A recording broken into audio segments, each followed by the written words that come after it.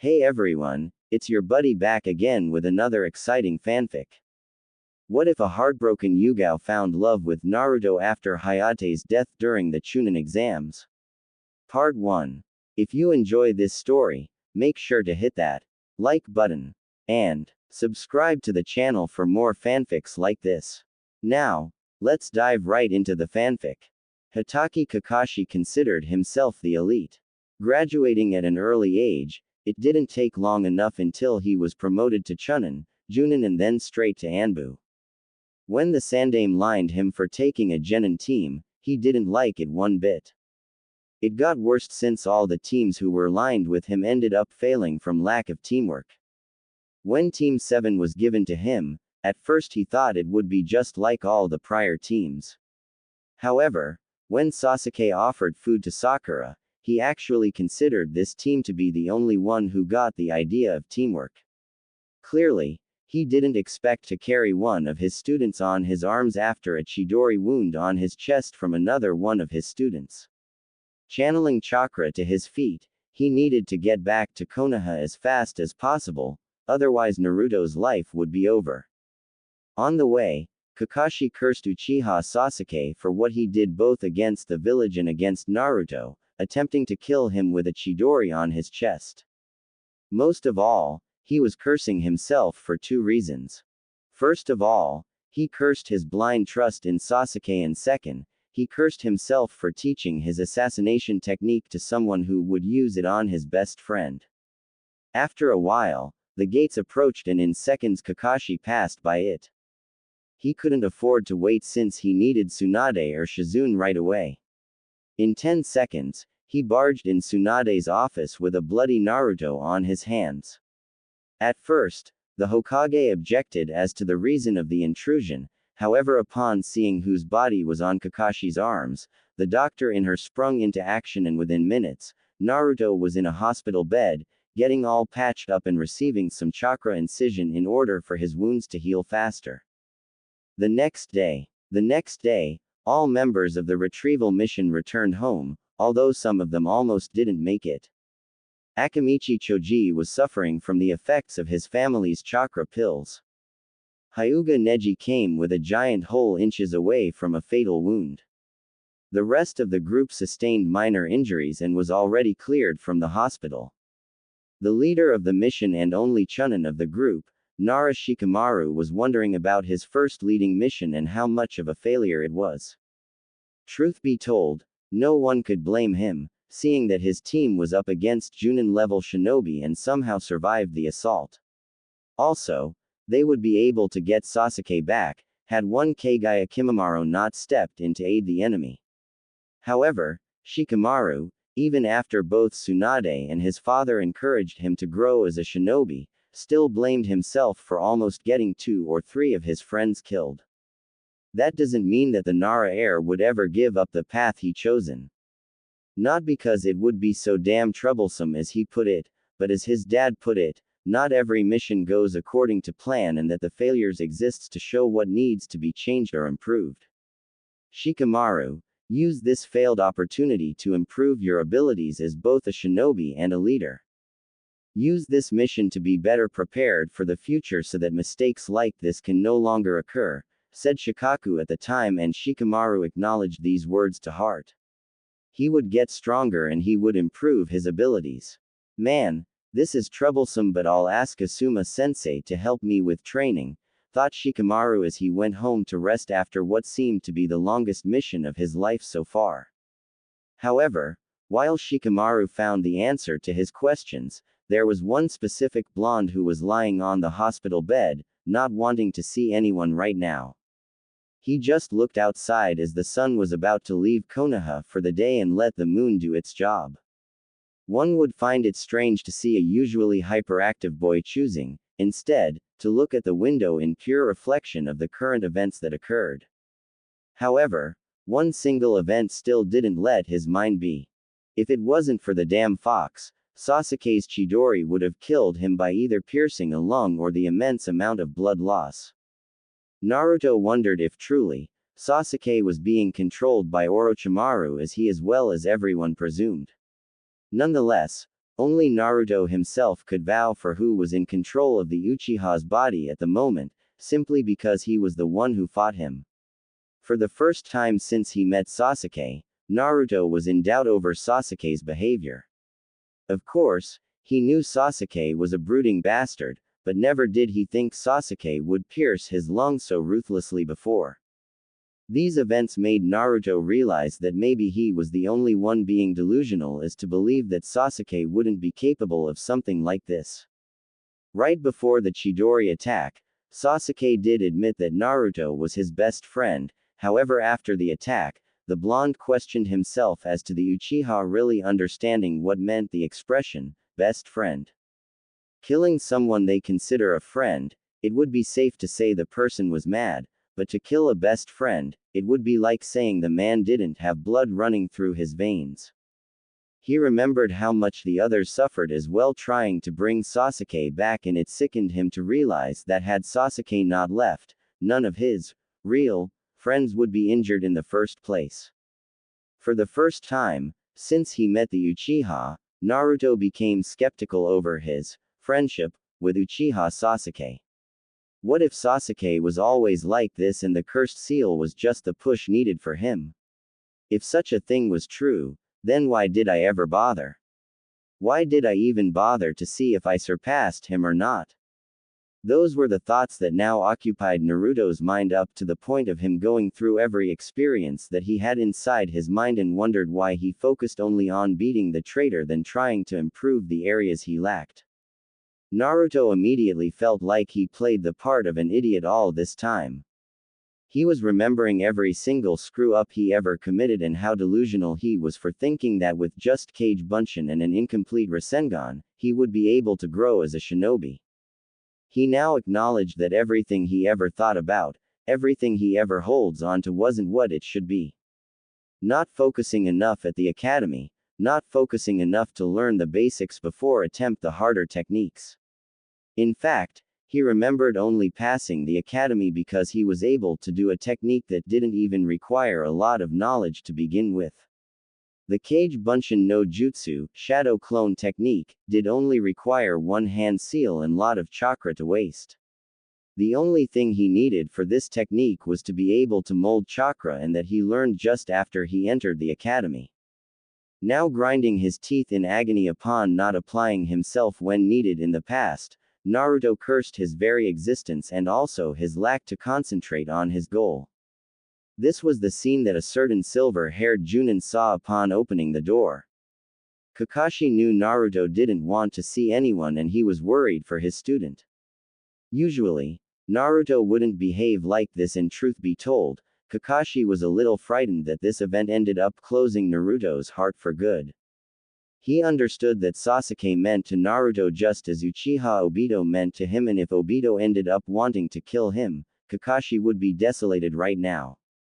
Naruto, upon acknowledging his sensei's presence, kept staring at him with a disapproving glare since he thought he told everyone that he didn't want to see anyone right now. "Can I help you, sensei?" asked Naruto with a tone that showed Kakashi that his presence was unwanted right now. Kakashi for his part awoke from his wonderings and turned to study Naruto's strangely dark blue eyes right now.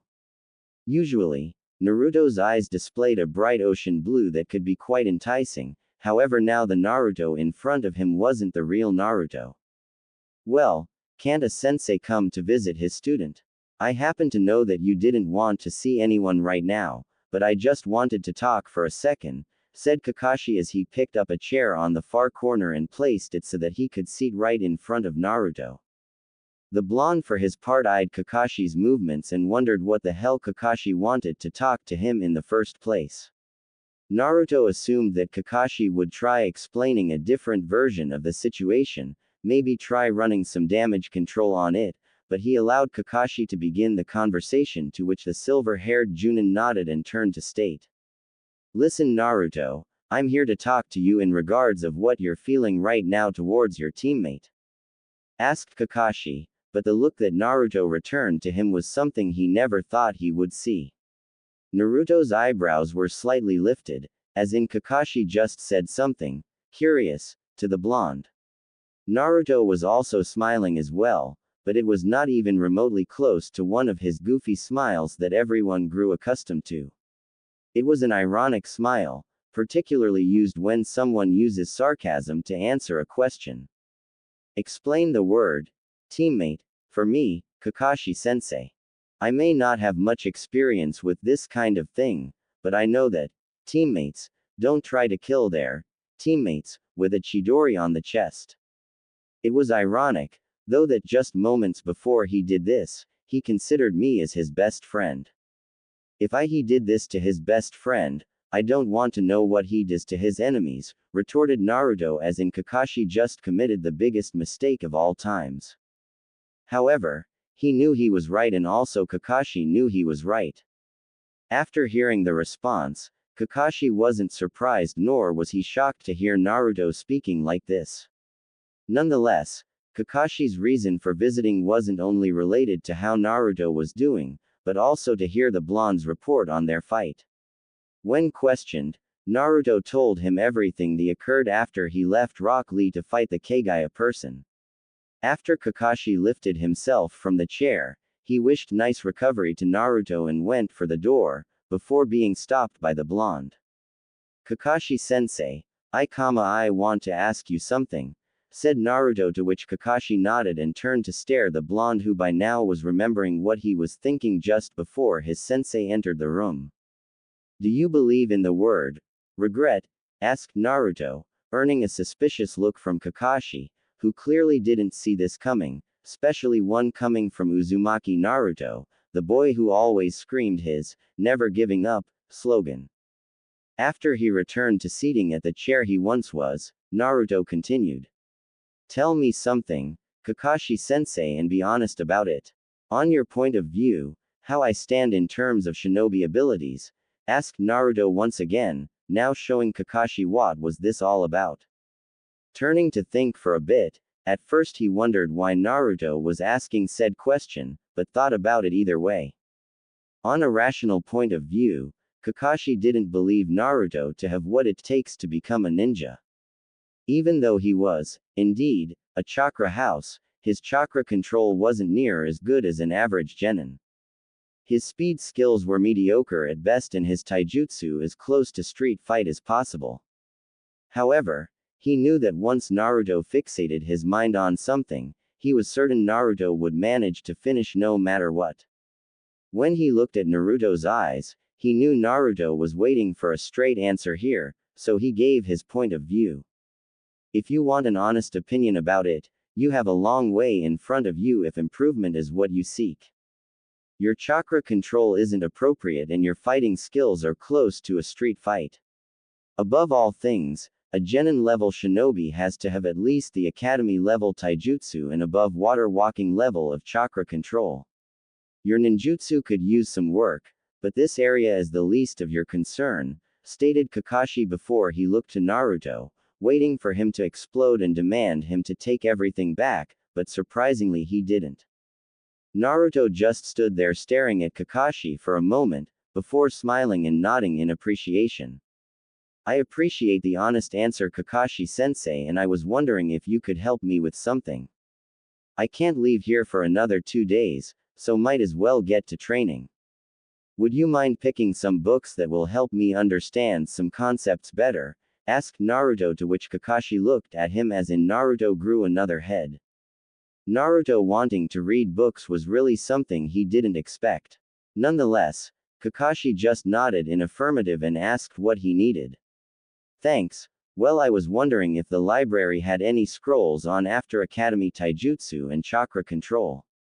Also, I'm sure there is a book on ninjutsu I could learn apart from the 2 I already know, stated Naruto, to which Kakashi nodded and said he would see what he could find and then return soon.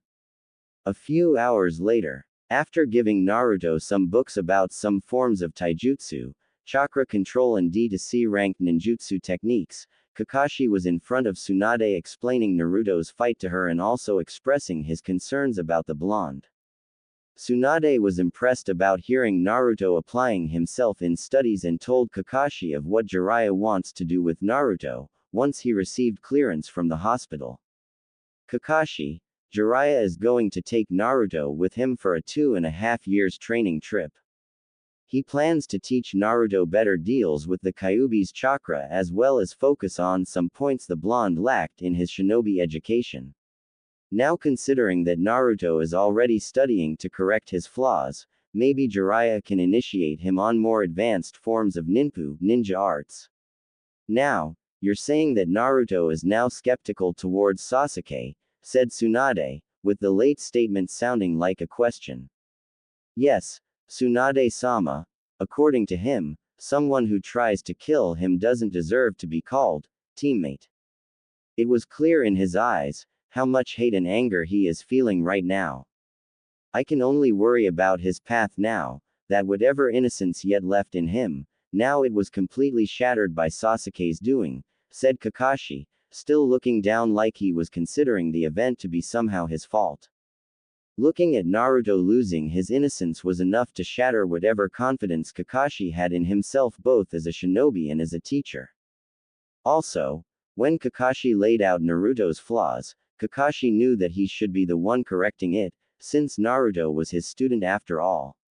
Also, he expected Naruto to shout about not receiving fair treatment, but instead all the blonde did was appreciate his honest answer and ask for some books so that he could improve the areas he lacked at the moment. To Kakashi, it felt like Naruto didn't need him for much. It went without saying, though, that his pain was visible and Tsunade caught it easily. What are you thinking, Kakashi? What is it on your mind right now? Asked Tsunade, a little worried about seeing Kakashi's dejected face looking down the floor as in he was the one to blame for this whole situation ever occurring. Tsunade was surprised to see Naruto asking for some books and wondering why he didn't come for Kakashi for help. It couldn't be that Naruto didn't consider Kakashi to teach him what he needs to know, however if that was the truth, then something happened to lead him to think about this. Lifting his head to look at the Hokage in the eye, he answered with all honesty possible. Seeing Naruto asking for books to help him improve, made me realize where I made a mistake. Out of pointing out Naruto's mistakes, not one time I set myself to correct them. Not even when he managed to succeed in passing to the last phase of the Chunin exams, did I try to improve his abilities. Instead, I focused on Sasuke and placed Naruto under the hands of Ebisu, before Jiraiya came up and taught him some stuff. Naruto must believe that he wouldn't get any help from me, so he chose to train by himself. I guess I'm not a competent teacher as I led myself to believe, said Kakashi, to which Tsunade sighed, but she had already figured something like this happened. Speaking of Naruto as a subject, she could easily find a number of things that needed correction, however Kakashi ended up neglecting the boy training and that cost him dearly, had the Kyuubi's chakra not helped Naruto. Kakashi, I understand how you feel, but bear in mind that not everything is lost. Naruto will receive the training he needs from Jiraiya and I'm sure he'll come back an entirely different shinobi. I just hope that he doesn't come back a different human being, though, but that's something to worry for later. Also, since I nominated Sakura as my apprentice, I'm afraid Team 7 is adjourned until Naruto comes back from his training trip. Now, the village is soon to recover its financial support it once had and more missions requests are coming. I'm placing you on some of them. Present here tomorrow at 10 for debriefing and I consider that you're not late this time, if you know what's right for you, said Tsunade, more like threatening Kakashi, to which said man swallowed hard and left the place. With Naruto. After Kakashi brought him the books, Naruto didn't waste time and took the taijutsu book. He initially thought about using Kage Bunshin all the time to do the fighting. However, using said technique ended up misdirecting his concentration to the point of his attacks being pitiful to watch. As Naruto went through some advanced forms of taijutsu, he was remembering some aspects of the academy taijutsu style, which was good since he could practice now when he leaves the hospital. Defensive positions, offensive positions, Naruto was recollecting everything he saw at the academy and he was remembering that he didn't use it once during his missions. It was already late at night, but the blonde didn't want to sleep right now. He's been lying down for enough time to condemn sleeping, so he instead focused on studying and improving his knowledge. He considered sleeping later, since he wouldn't be able to leave the premises anyway, so he continued reading through several taijutsu katas, which consisted of attack and defensive forms of the fighting style. It didn't take long to finish the book, since it contained a number of images to explain the positions rather than an actual text. Moving on, he took the chakra control book and was surprised to see that water walking and tree walking are just genin level chakra control. According to the book, the next level would be suspending a kunai on top of the ninja's hand using chakra to sustain the object in the air. Naruto learned that in order to attain this level of chakra control, he had to constantly exhale a thin layer of chakra off his hand in order to keep the kunai suspended. He also learned that this exercise is extremely complex to do, simply because just like all kinds of chakra control exercises, using too much chakra will send the kunai flying and too little, the kunai wouldn't even leave the ninja's hand. He kept reading the book on chakra control all night and didn't even bother to look when the first ray of sunlight entered his room. He was few pages from finishing the book and his brain was already filled with valuable information both on taijutsu katas and advanced chakra control exercises. Minutes after, he closed the book and looked outside for a while. So many information being hidden and he didn't even bother thinking about reading this earlier. There was only one book left to read, but this one he could wait a little bit. His head was already hurting from reading 2 books all night and he guessed a little rest was a must. Before, though, he turned to look outside one more time and managed to see a couple of ninjas jumping through rooftops in speeds he never seen before. They must be channeling chakra through their legs to accelerate their movements. I guess I could do that as well. That would improve my chakra control as well, thought Naruto as he closed his eyes and slept instantly. Little did he know, though, that a toad Sennin was observing him all the time, since he arrived in town. Jiraiya heard from Tsunade and Kakashi that Naruto chose to study ways to improve some of his flaws and he couldn't help but be surprised about seeing Naruto reading not only a book, but 2 books all night. Jiraiya considered focusing more on controlling Kyuubi's chakra, however seeing the level of focus that the boy attained, he guessed that making him stronger would be better. A stronger body had a stronger spirit and a stronger spirit wouldn't be subjected to being controlled by anyone. This Naruto is a wild card, isn't it? Asked Jiraiya presumably to no one at all, until Kakashi's figure appeared hiding in the shadows, nodding. I guess his last fight showed a lot to him and now he's correcting his flaws. Those books I gave him actually contained Chunin level material. I guess this way I can make up for the lost time with him, said Kakashi while reading his all-favorite book, earning a smile from the pervert Sanin who in turn, acknowledged Kakashi's feeling of guilt until Kakashi once again manifested. Now that you're taking him with you, I believe he will improve a lot more than with me. After all, you were the one who taught him the Rasengan, water walking and Kuchio's summoning technique, where I, on the other hand, taught him only tree walking, said Kakashi, to which Jiraiya nodded. Don't be this way, Kakashi. Regret is not a word ninjas should rely on. Also, Naruto is now on his way to become a fine shinobi, which was quite surprising to me at least, since when I first saw him, the brat was impulsive and annoying. I wonder if I should begin elemental training with him during the trip. Wonder what element is his chakra aligned with? Asked Jiraiya mostly to himself, but Kakashi couldn't help but smile, since he would know this information in a while. Looking to the room once again, Jiraiya saw Shizune entering and checking on Naruto's condition before writing on his file and leave the room. One thing that worried Jiraiya was that Naruto didn't have visitors, but then he remembered someone saying that Naruto wished to be left alone, so he didn't bother. However, just as he was about to turn and leave, he saw someone entering the room and it turned out to be a few of his comrades, namely Sakura, Ino, Neji, Kiba, Shikamaru and Choji. After sneaking in, The group turned to watch the sleepy Naruto and a few noticed the books next to his bed. Sakura wondered why Naruto wanted to be left alone just like everyone else did. She eventually went to check the books and was surprised to see Naruto reading for the first time. The group considered waking him up to talk to him, however it seemed that all of them chose to just look at him and wonder how could someone so hyperactive could sleep so peacefully like that. The sunlight didn't bother the blonde at all and the light brightened his hair up to the point of showing a different image of Naruto to those who knew him.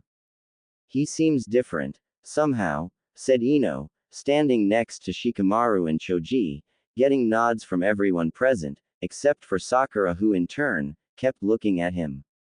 Sakura wanted to hear confident words coming from the blonde, words like, next time they will be able to bring Sasuke back, or, I won't rest until we bring him back.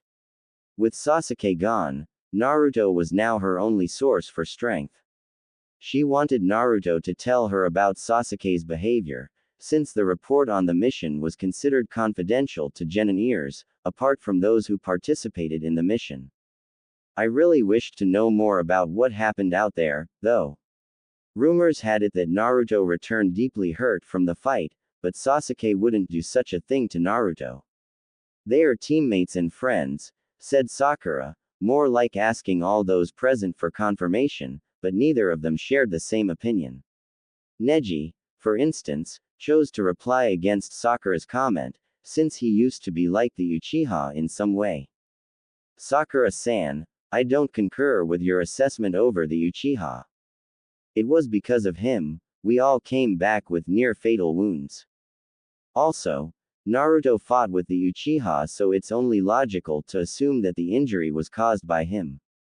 Sasuke is in darkness right now and such a feat wouldn't be far from his kind of behavior. I happen to know that since until I fought against Naruto, I used to be like this as well. Naruto rescued me from the darkness, but he couldn't do the same thing for Sasuke, stated Neji, to which Sakura looked at the stoic Hyuga, but couldn't counter his argument. She knew how cold Sasuke became after the incident with Orochimaru. I don't mean to hurt you, Sakura, but Sasuke's actions were appalling and constitute treason to our village. Maybe you should consider moving on and focus more on your training together with Tsunade-sama, said Ino, expecting to be contradicted by the pink-haired Genin, but instead Sakura just kept looking at Naruto and wondering what was in his mind right now. Was that the answer now, giving up? Truth be told, Sasuke never bothered asking for help or anything, so why was she so persistent on bringing him back? She didn't know whether or not Naruto gave up on bringing him back. I don't know, Ino, I just don't know what to do. He always was distant to all of us, but as a team, we managed to form a little bond between us. I will let the choice fall on Naruto. If he decides to go after him, then I'll go with him. However, if he decides to give up, then our bond is broken and things will never be the same as it once was. I think I'm going home now, guys. I don't have the strength to hear what Naruto has to say yet, said Sakura before moving towards the door. However, as she reached for the doorknob, a certain grumbling startled her and she turned to see Naruto just waking up and looking at the ones present. Hey, how long have you been here and why didn't you wake me up? Asked Naruto, eyeing everyone and waiting for a response. It was Shikamaru who explained that since he was sleeping, they didn't want to wake you up and how troublesome would be to do such a thing. Needless to say, Naruto dismissed the issue since it was pointless to comment further. So, how is everyone? Asked Naruto, though now the difference was plainly visible to all of them.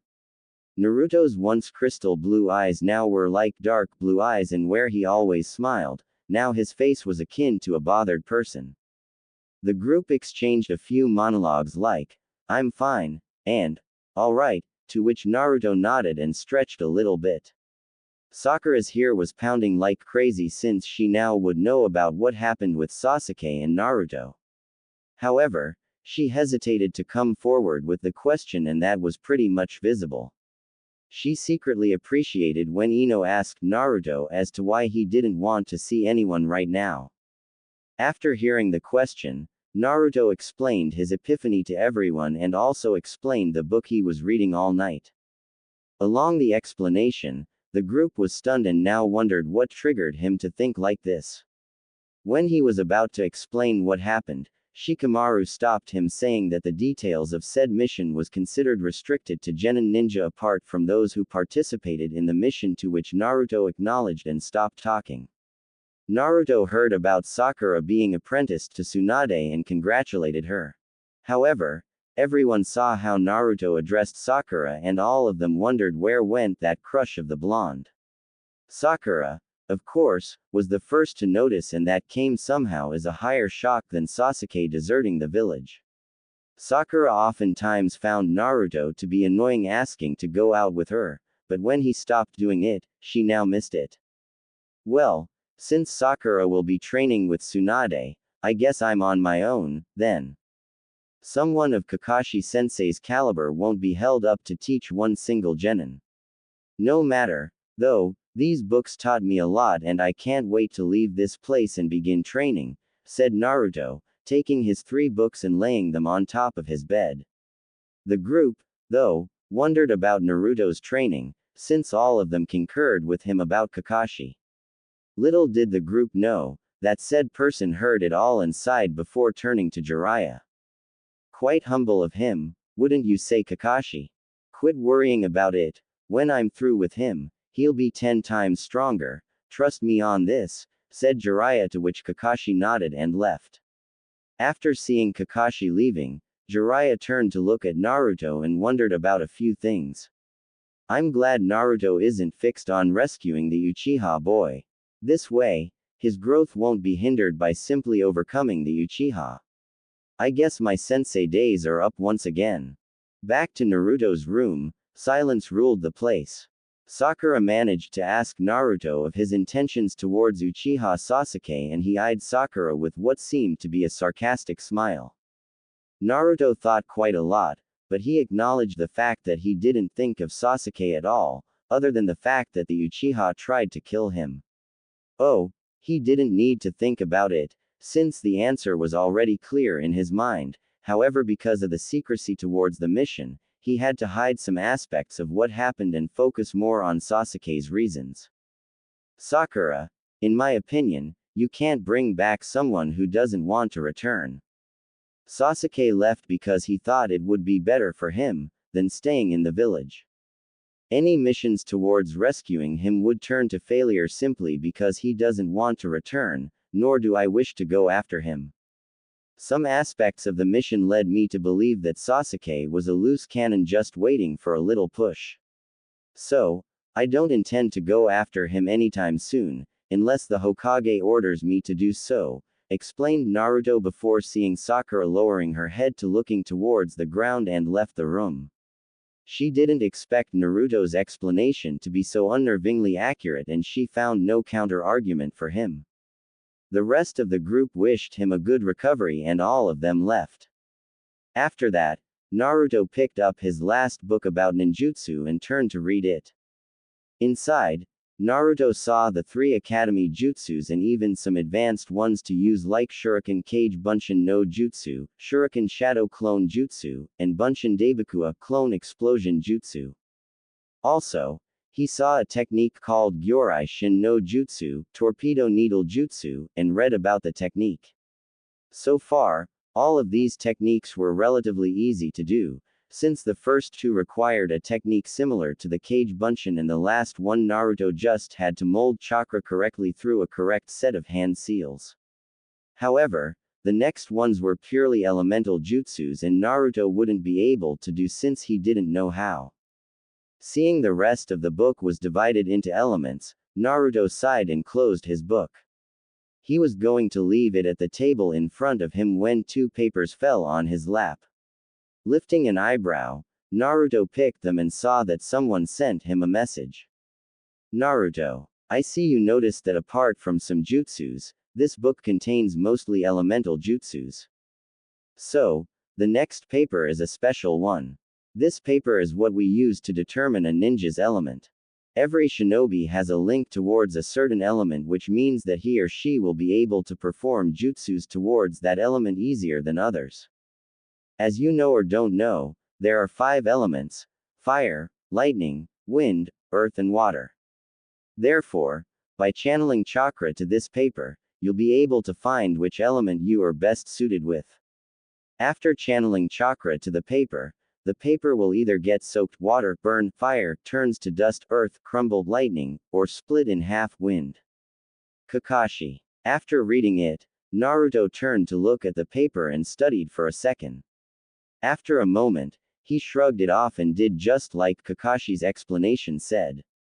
He channeled chakra for a while, before he saw the paper splitting in half, indicating that he contained a wind affinity. Wind, huh, it's very rare to have such an affinity, Naruto, said Kakashi, earning the blonde's attention only to see that not only Kakashi was there as well, but also Jiraiya. What do you mean by saying rare, Kakashi-sensei? Asked Naruto, to which Jiraiya chose to fill in for him. Since we're in fire country, that means the majority of our shinobis possess a fire affinity, which is quite opposite to wind. Other affinities, although less common than fire, are also in abundance in Konoha, like earth and water, with lightning being second last and wind being last, said Jiraiya, to which Kakashi nodded as well as Naruto. So that means any knowledge towards wind is limited in Konoha, said Naruto, gaining nods from Kakashi and Jiraiya. Truth be told, he didn't need much to work with anyway. His book explained about food and chakra control exercises, so the techniques he could learn from someone with knowledge in the area. Lifting his head once again to face his senseis, he wondered why Jiraiya was there and not focusing on his research as he often did. Upon voicing it, Jiraiya snorted at the blonde for his comment, but explained about the training trip. Needless to say, Naruto was surprised upon seeing that he would leave the village for that long, but he wondered why he needed to get out of the village, to which Jiraiya explained that aside from training, Jiraiya would be protecting him from the Akatsuki, thus satisfying the blonde's curiosity. Truth be told, Naruto wanted nothing more than train to correct his flaws, and training under Jiraiya would enable him time to correct them and also learn a lot. Jiraiya explained that they would leave as soon as he was cleared from the hospital, to which Naruto acknowledged it and appreciated the opportunity to train. After the Chunin and Sannin left the room, Naruto picked up his book and turned to look at the Fuden section and how to manifest Fuden chakra. The next day, Naruto had to say the stuff he saw on the ninjutsu book about Fuden ninjutsu, and safe to say, he was really cursing himself right now. So much information kept hidden from him, and only now did he choose to take a moment of his life to actually read. It was only after the nurse that checked on him came here to discharge him from the hospital that he took his clothes and left straight to a training ground where he could train and incorporate everything he learned through reading during his stay in the hospital. After all, Naruto didn't want to waste any more time than he already did.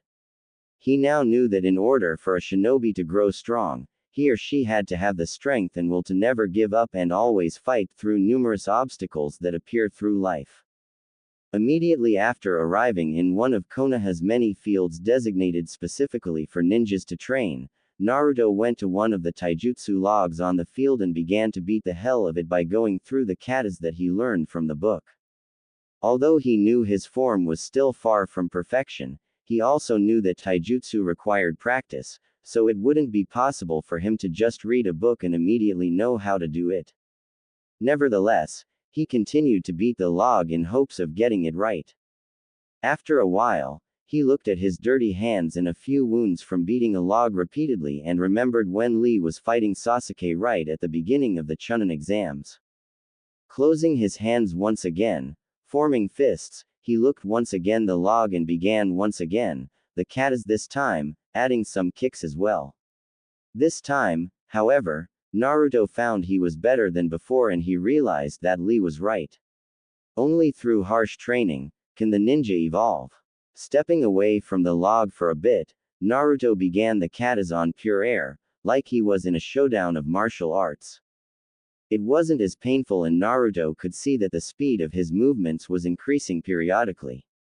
It was only after 2 hours that he sit on the ground and looked up as the sunlight obscured his viewing for an instant. It went without saying that Naruto felt better than ever before.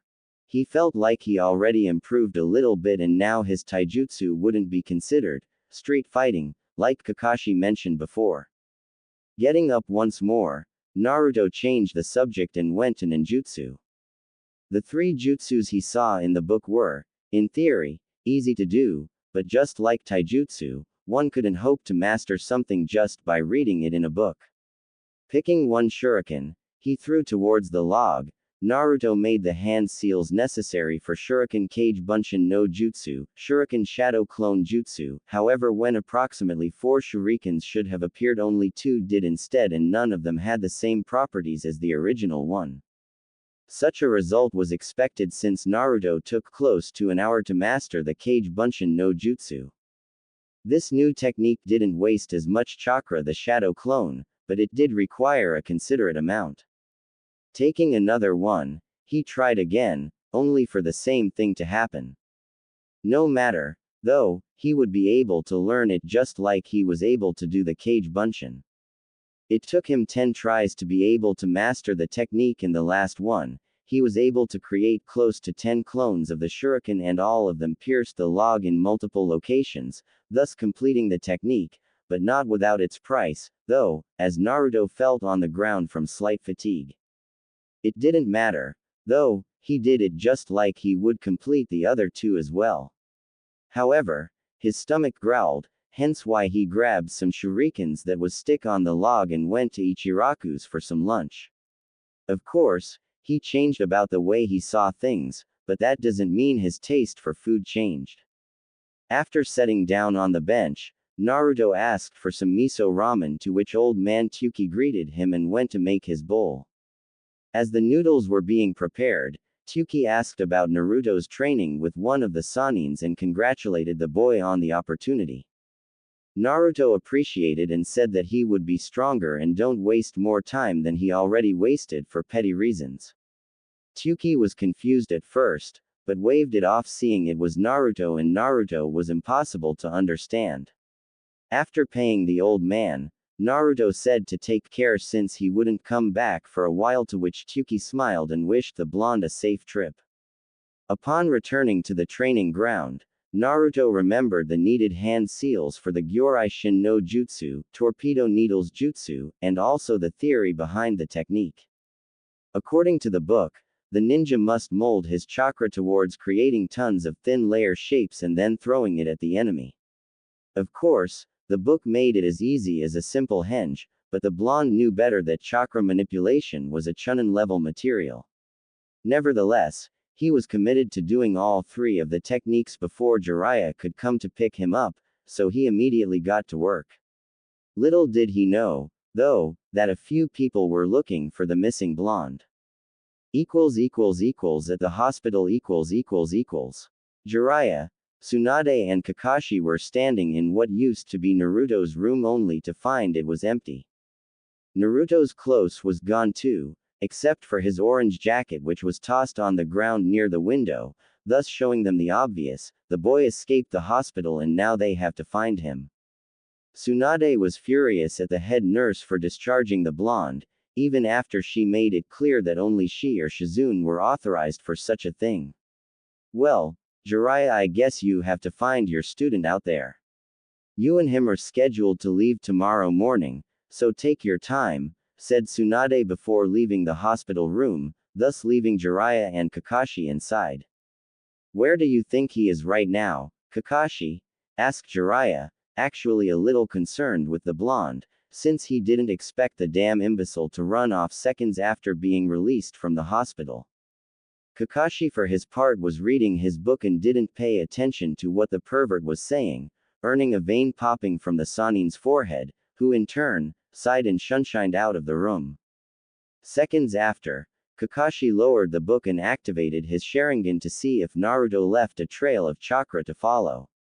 True to Kakashi's wonder, looking at the window, Kakashi's Sharingan spotted Naruto's chakra as he jumped through the rooftops, heading to what appeared like a training ground a couple miles north.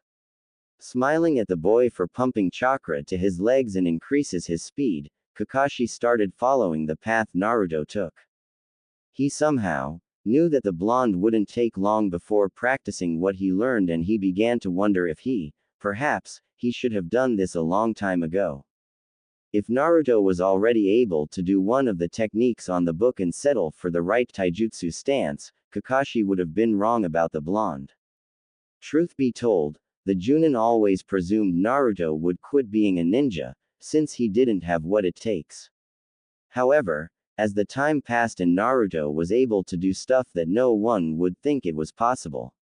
Learning the 3 steps to the Rasengan in little more than a month was outstanding to say the least. The Yondaime Hokage took 3 years to create it, and Jiraiya, one of the Sannin, took 4 months to learn. It was amazing that Naruto reduced the timing to only a month.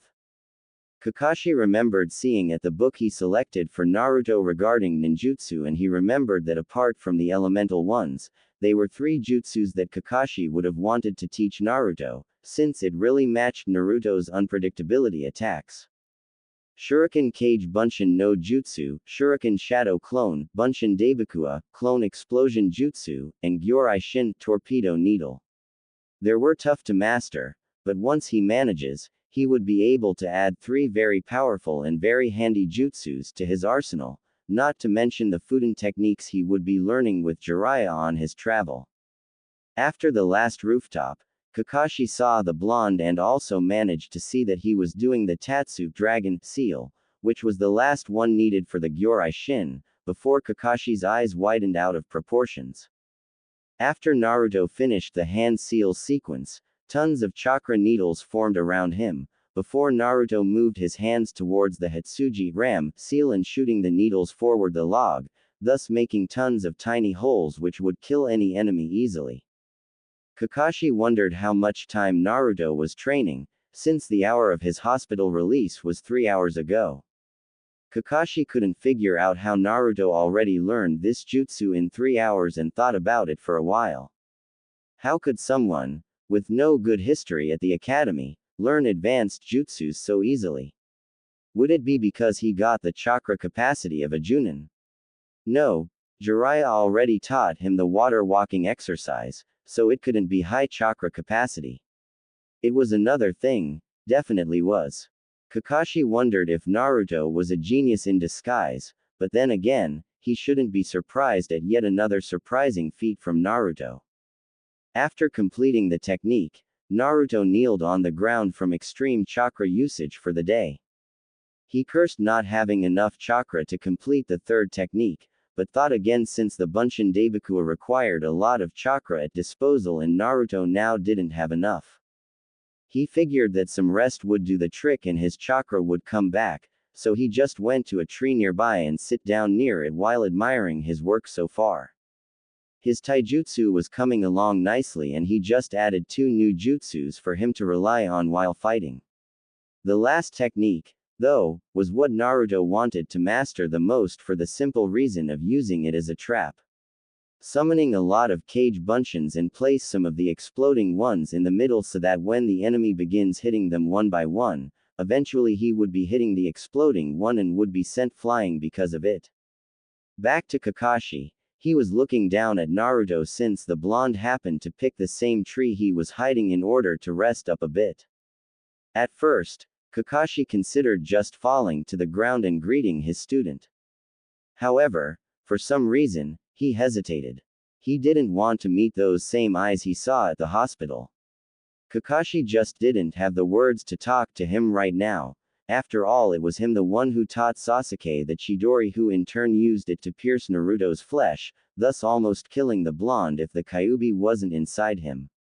The Chunin considered saying he regretted doing what he did, but he had a gut feeling that Naruto would close up once more and say, "It was alright," with dejected eyes. 1 hour later, Naruto got up and felt that his chakra was beginning to fill him up. Albeit slowly, so he decided to train more taijutsu. So, he initiated the katas as he beat up all the imaginary opponents in the air.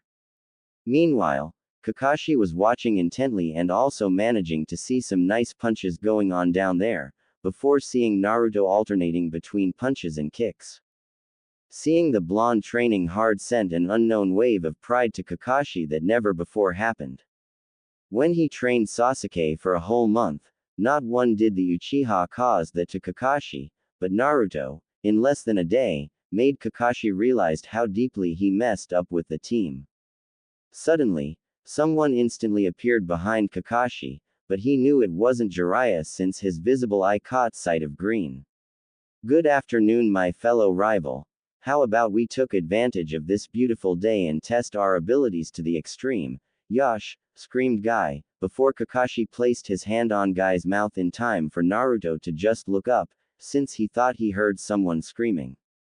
After Kakashi signaled for Guy to be quiet, he looked down and saw that Naruto waved it off and returned to his taijutsu training. Meta Guy turned to see what his rival was observing only to smile and give his thumbs up to Kakashi. Oi Kakashi, Naruto sure is filled with the fire of youth, he and Student Lee are the same, smiled Guy as he saw Naruto's punches and kicks connect to the log repeatedly. Kakashi for his part thought about teasing the green Chunin, but he couldn't fault but agree with his old friend. So, unlike any other precedent, Kakashi smiled and nodded. The green beast was astonished with the normal reply and wondered what was wrong with his once hip rival. However, before he could answer, Kakashi filled in the blanks. Naruto has a keen sense of never giving up and he will use that to become stronger. He doesn't need me as his sensei for that, mumbled Kakashi. Guy, for his part, understood what happened. He heard about what happened from his student Neji and thought about how unyouthful the Uchiha was for trying to kill his teammate with the technique Kakashi taught him. Did he learn that stance all by himself? Kakashi asked Guy, clearly concerned for his rival's supposed lack of teaching skills. However, to his relief, Kakashi nodded his head in the negative and explained that he selected some books for Naruto to read while he was recuperating in the hospital, but Kakashi already knew where his rival wanted to go. I know what you're trying to do, Guy, and I thank you for that, but all I ever did was show him the books to read. He was the one who draw the conclusions and you can see now how good he is on his own, whispered Kakashi, to which Guy nodded and looked at Naruto once again, who in turn was using both his fists to pound the log mercilessly, and he remembered his student Lee doing the exact same thing. You know what, Kakashi? I think you should go there and train him. He'll be with Jiraiya for a long time and maybe, you can at least help him with one technique. Well, I'm off to run some laps around Konoha. Yash, screamed Guy before vanishing and leaving Kakashi alone to watch Naruto. He thought about what Guy said and wondered if really Naruto would be resentful to him now wanting to be a sensei to him. It's not that Naruto ever showed resentment at the Chunin, so what was he thinking that the blonde would blame him? Sighing in dismay, Kakashi vanished a few meters away, so that he could approach the blonde, by walking casually. In Tsunade's office. After trying to search for a little while, Jiraiya was called by Tsunade and now both of them began talking. The pervert explained about what he would be training Naruto in and how he would be power up his spirit and resolve enough to combat the Kyuubi within his stomach. Tsunade nodded, but still was reluctant to let the blonde go. She didn't see the need to leave the village for training all that much, but Jiraiya was insistent, saying that the Akatsuki would come for him when he's vulnerable, hence why they need to stay on constant move. Tsunade also expressed her concerns about the blonde being too far behind his peers in terms of rank and that maybe, he could go after the next Chunin exams. Tsunade, that kid has potential to come back as Chunin level, you know that. With his chakra potential and a few powerful techniques, there is no way he wouldn't be able to do the Chunin exams once we come back. He is already fixing some minor issues that need to be fixed. It's just a matter of time until we'll begin elemental manipulation. I can tell you, for sure, that he is going to become as good as his father was, if not better. He learned the Rasengan in only a month, that's got to be saying something, explained Jiraiya, to which Tsunade sighed and zipped some tea. Okay, he can go. But if I hear that you neglected him training for doing perverted activities, I'll make sure to beat you all the way to Iowa. Do you understand? Threatened Tsunade, earning a nod, a gulp from the pervert. Now, you're not going to search for him? Asked the Hokage, looking at some scrolls, before seeing the pervert shrugging his shoulders, saying that when the blonde was ready, he would appear to him, earning a nod from Tsunade. With Naruto . Back with Naruto, he was just finishing beating the log mercilessly when he heard steps coming his way. He didn't want it to be Jiraiya since he wanted to finish the 3 techniques before leaving, but it was already nighttime and still one was left. The sound of the steps was increasing, until the figure finally revealed himself as Kakashi smiling. Hey Naruto, what are you up to? Asked the silver-haired Chunin. Naruto for his part smiled at seeing the man and said that he was practicing the taijutsu and 3 jutsus he learned from the book.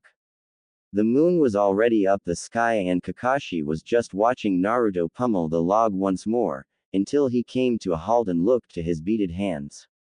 He already had the chakra necessary to attempt the last jutsu, so he stopped and summoned one shadow clone, before Kakashi stopped him.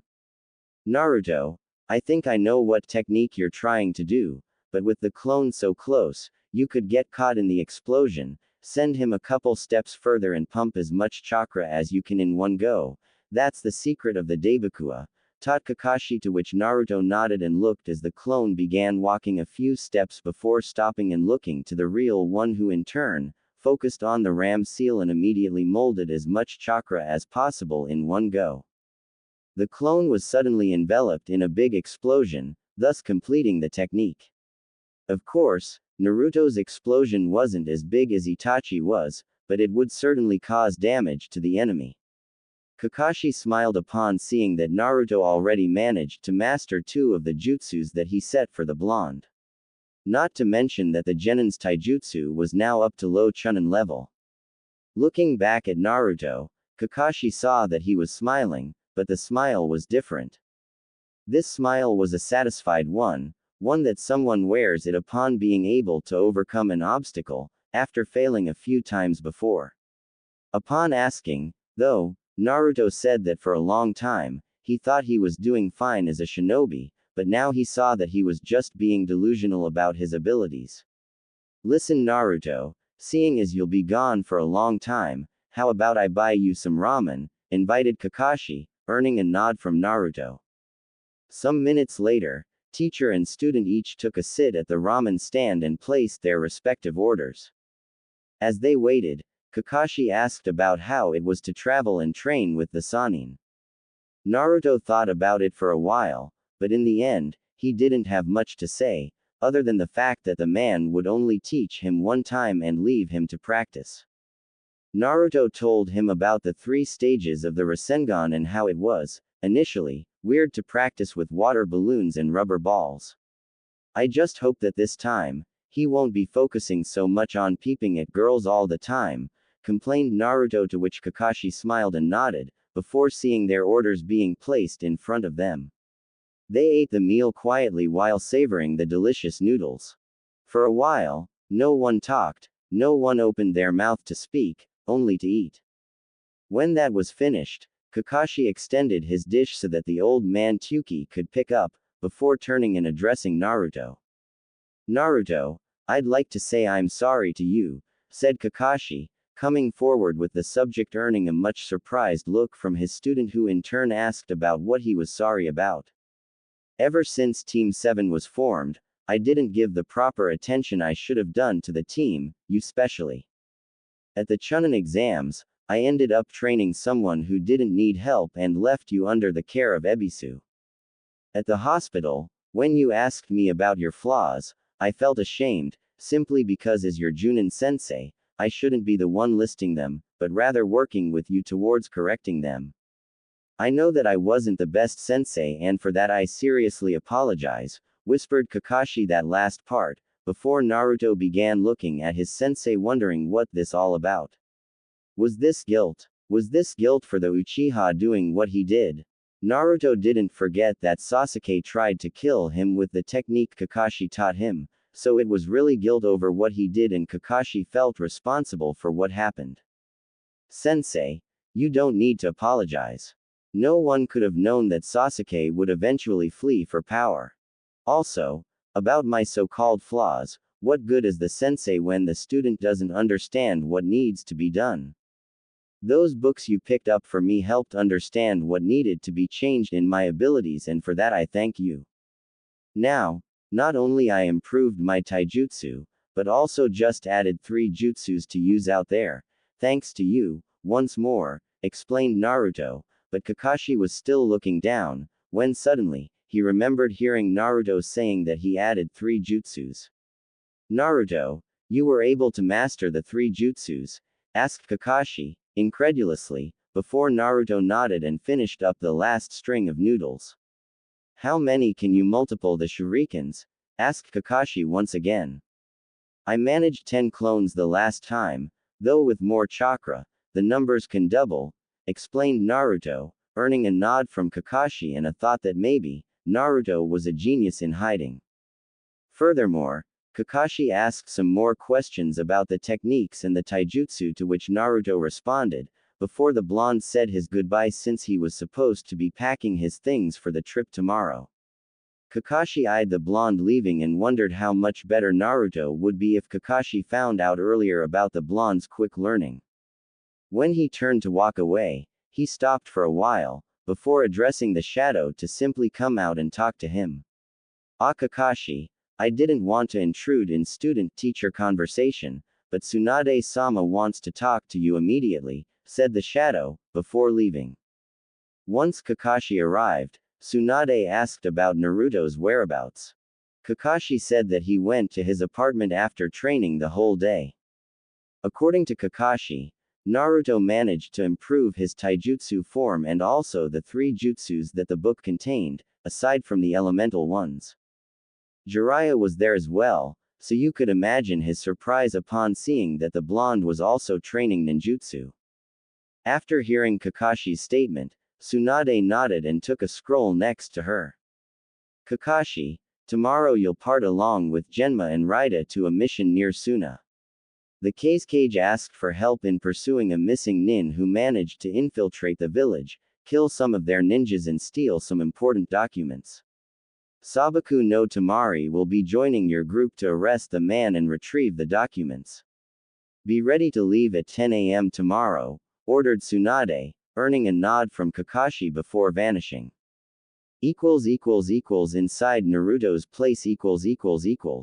After already packing everything that he needed for the trip, plus some extra money to purchase some new clothing, Naruto was now just taking one last look at his place, before going to sleep. As to his clothes, he remembered some people saying ill about his clothes choice because they didn't offer him the necessary stealth that a ninja must have. So, Naruto made a mental note that the second he spots a place that sells ninja clothing, he would enter the place and change everything. Upon lying on the bed, Naruto noticed the kunai he leaves right next to him, in case someone decides to break in, and remembered that one last exercise was a due. The chakra control exercise was something he despised entirely. The tree walking one was, easily, the most unnerving one he ever had to do. After all, who in their sane consciousness would want to fall on their head so many times? Of course, Naruto didn't need to fall on his head, simply because upon failing, he could simply flip his body and fall safely on his feet. The water walking one was, also, a pain in the. Naruto remembered that he kept falling on that hot water so many times, he didn't know he was wet from the water or he was sweating from the heat. Now, this third one could shape to be just as troublesome as the 2 other, if not more. Maybe, Naruto would use more chakra and send the kunai flying directly at him. Just as he took the kunai, he thought better and returned it to the proper place. His chakra system took a heavy blow today and he wanted nothing more than simply sleep for a while. It wasn't long until his mind started playing tricks on him, which meant that, just like every night he fell asleep, he was having a nightmare. Usually, it was just memories of people looking at him with disdain and anger, nothing that he couldn't handle in time, thus didn't bother his sleep.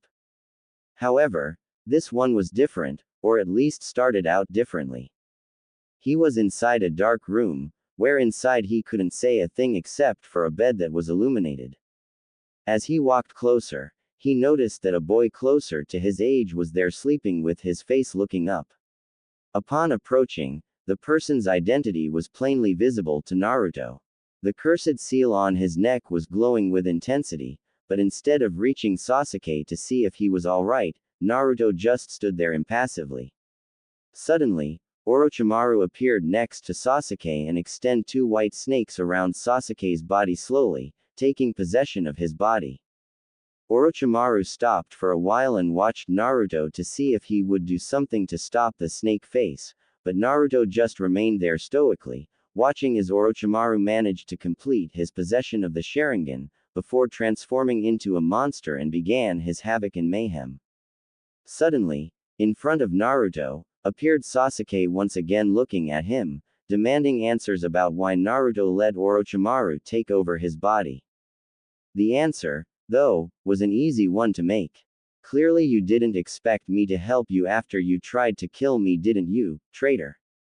Asked Naruto before seeing Sasuke's spirit leaving, while looking at the blonde's eyes, without uttering a single word in response. After Sasuke was gone, Naruto turned to look at Orochimaru, who in turn was looking at him while laughing evilly, before preparing a Rasengan in his right hand and charged Orochimaru before slamming the Rasengan right between his eyes. The next scene was Naruto's room as he opened his eyes to administer what he just pictured inside his mind. He just saw Orochimaru completing his ambition before Naruto was able to land a Rasengan between his eyes. What the dream mean? Of course, Naruto didn't care much for Sasuke, but he wouldn't let Orochimaru do what he intends to do, simply because he is an enemy of the village and therefore, cannot let him live. So, maybe the dream was what the future could entail in case Orochimaru manages to take possession of Sasuke's Sharingan. Closing his eyes once more, he fell asleep with those thoughts in mind and only one conclusion. He would protect the village even if it costs his life to do so. Day of departure . After saying goodbye to his friends, he and Jiraiya marched together towards the main gate, therefore beginning their adventure across the elemental countries. After the last step, Naruto stopped and turned to look at the Hokage monument, especially at the fourth Hokage's head. I'll come back stronger and protect the village just like you did, with your life, that's a promise, screamed Naruto to no one, until Jiraiya screamed for him to hurry up or else he would leave without him. A few hours after leaving the village, Jiraiya and Naruto were found walking casually towards a small village in order to have some lunch and talk for a while. Suffice to say, Jiraiya wanted to talk with Naruto not only because he wanted to create a suitable schedule for the blonde's training, but also in order to find out as much as possible about the eternal enigma that was Uzumaki Naruto. In their last trip, Jiraiya was practically begging for Naruto to stop screaming from time to time, but now the blonde didn't matter a single word since they left Konoha. Naruto, for his part, chose the quiet time and began to wonder about things a little bit. He often wondered about his life and how it could turn up if he had the decency to apply himself on being a better ninja. Of course, he felt stronger and more capable now, but Naruto couldn't help but think about what would happen if he was better trained. Surely, he would do better in missions and maybe overcome the Uchiha in battle because of it. Naruto was not stupid enough to realize that he just learned 3 advanced jutsus in only a day, therefore it was safe to say he could be already proficient in Fuden ninjutsu by now. I surely messed up with my training, no matter though, I'll have 3 years to make up for the lost time and hopefully become strong enough to be of aid to the village, thought Naruto as he looked up only to see that they were approaching a small village. Naruto, why don't we stop here for some lunch? I bet you're hungry, offered Jiraiya, earning a nod from Naruto, who appreciated the offer and said that his feet was already hurting from that much walk. Jiraiya couldn't help but laugh upon eyeing his new student's determination. Another aspect of Jiraiya's concern was towards Naruto maybe becoming respectful for a change.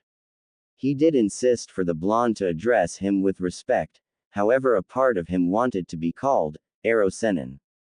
A few moments later, Naruto and Jiraiya were having some sushi and Jiraiya chose that moment to talk to the blonde. Oi Naruto, as you know, we'll have 3 years to spend on your training and I expect that in the end of this 3 years, your level would be somewhat close to Chunin, said Jiraiya, earning a look in surprise from Naruto who thought he heard that Jiraiya wanted him to be close to Kakashi's level upon returning. That's right kid, you are already close to Chunin material and as I remembered carefully, you did beat that Neji kid, who was considered the genius of the Hyuga clan and you saved Konoha from the one-tailed beast Shukaku. Now, stop interrupting me and let's get down to business, stated Jiraiya to which Naruto rolled his eyes away, before eyeing the pervert once more. Based on the material I've gathered on your file, your taijutsu is now, after you left the hospital, more refined, so it is considered low-level Chunin, however we'll sure improve this area.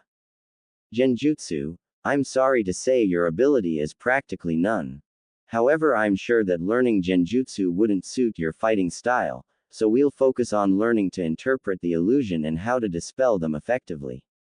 Chakra control won't be much of an issue here in our training, since you already completed the tree and water walking, explained Jiraiya, but Naruto stopped him for a second. What about the kunai lifting exercise? I saw that this is the 3rd level of chakra control, asked Naruto, earning a thinking pose from Jiraiya.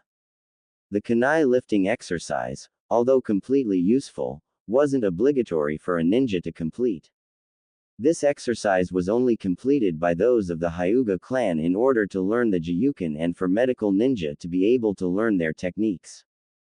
This exercise required a steady flow of chakra to be expelled from the ninja's hands, thus keeping the kunai hovering around.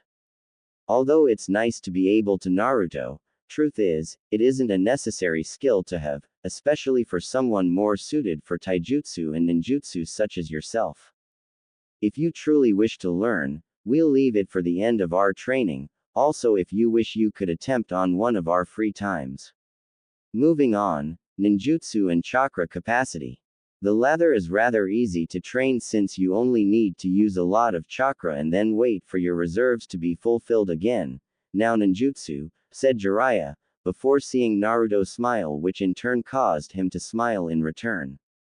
As you know, ninjutsu are mostly divided between shape and element manipulation with a few exceptions that doesn't rely on them.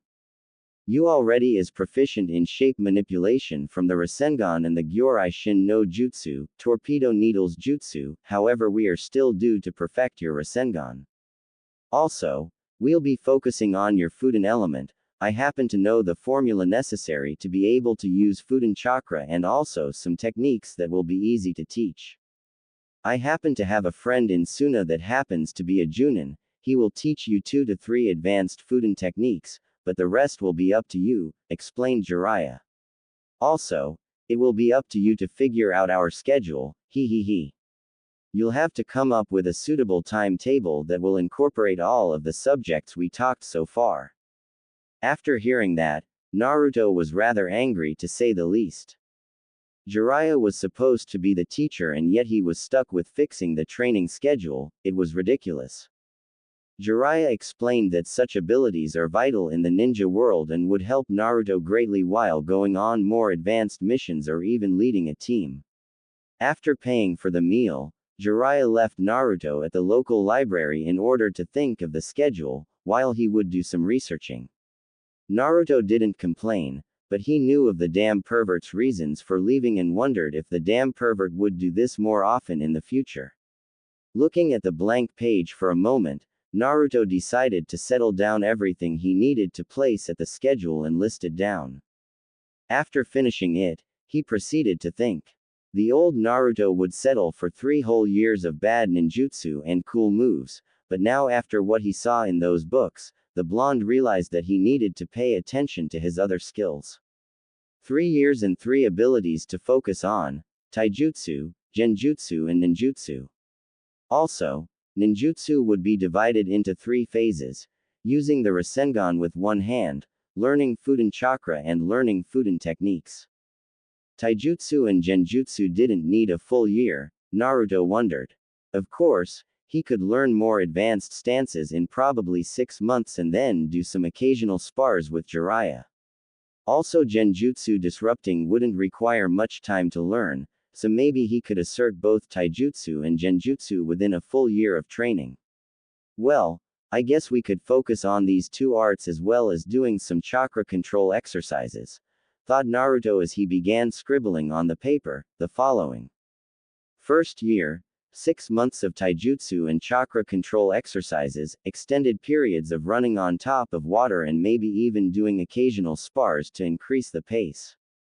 Naruto really wanted to learn some new ninjutsu, but then the ones he already knew could need some time mastering it. The Shuriken Kage Bunshin no Jutsu, Shuriken Shadow Clone, was one of them, and Naruto always wanted to see a suitable number of Shuriken clones to be created for the technique to be effective. Also, the Gyorai Shin no Jutsu, Torpedo Needles Jutsu, could need some work refining its shape and also increasing the number of needles, so he could use the first year perfecting them on his spare time from training. The Bunshin Daibakua, Clone Explosion, only needed more chakra burst, so Naruto didn't need to train that. Scribbling this information, Naruto now initiated the second year schedule. Since he would have practically done with taijutsu and genjutsu, he could focus 2 years with ninjutsu. Sometime in the past, he heard someone telling that he was a ninjutsu type of ninja, because of his unlimited chakra capacity. So, with the proper control and the advanced techniques he was sure to learn, Naruto was practically drooling in anticipation. Nevertheless, he needed, before learning any other jutsu, to use the Rasengan in one hand, so he settled for 3 months exclusively for the Rasengan. After that, Jiraiya would be teaching him how to have access to Fudan chakra. However, Naruto was clueless as to how much time it would be required to do this. The part of the book didn't say much about it, so he settled for taking the rest of the year for such a feat. After all, in case he manages to learn before the end of the second year, maybe he could focus on other abilities. Looking at the paper, he turned to scribble once more. Second year, 3 first months Rasengan training in order to be able to create it single-handedly, without the clone's assistance, and 9 months of Fudan chakra manifestation training. In case I manage to do it in lesser time, we can focus on learning 1 or 2 Fudan techniques and spar on top of the water, using both taijutsu and ninjutsu. Objective: fighting experience and mastery of jutsus in the heat of battle. Of course, the third year would be focused on Fudan techniques that Naruto would be learning from both Jiraiya and a man in Suna. So, he scribbled the last year and turned to read it once more in order to see if he didn't miss anything. Naruto was actually satisfied with his schedule. Truth be told, the schedule was a good idea, since it would keep not only him in place but also for his perverted sensei. Leaving the paper on top of the table for a moment, Naruto began to look around a bit. This wasn't a shinobi library, hence why he couldn't pick anything that would interest him. However, they did have some adventure books to read, and Naruto knew he would have to wait a while for Jiraiya to arrive. Upon arriving at the respective section, he glanced at the titles and was surprised to see that some of the books involved the shinobi world, even if all of them are fiction.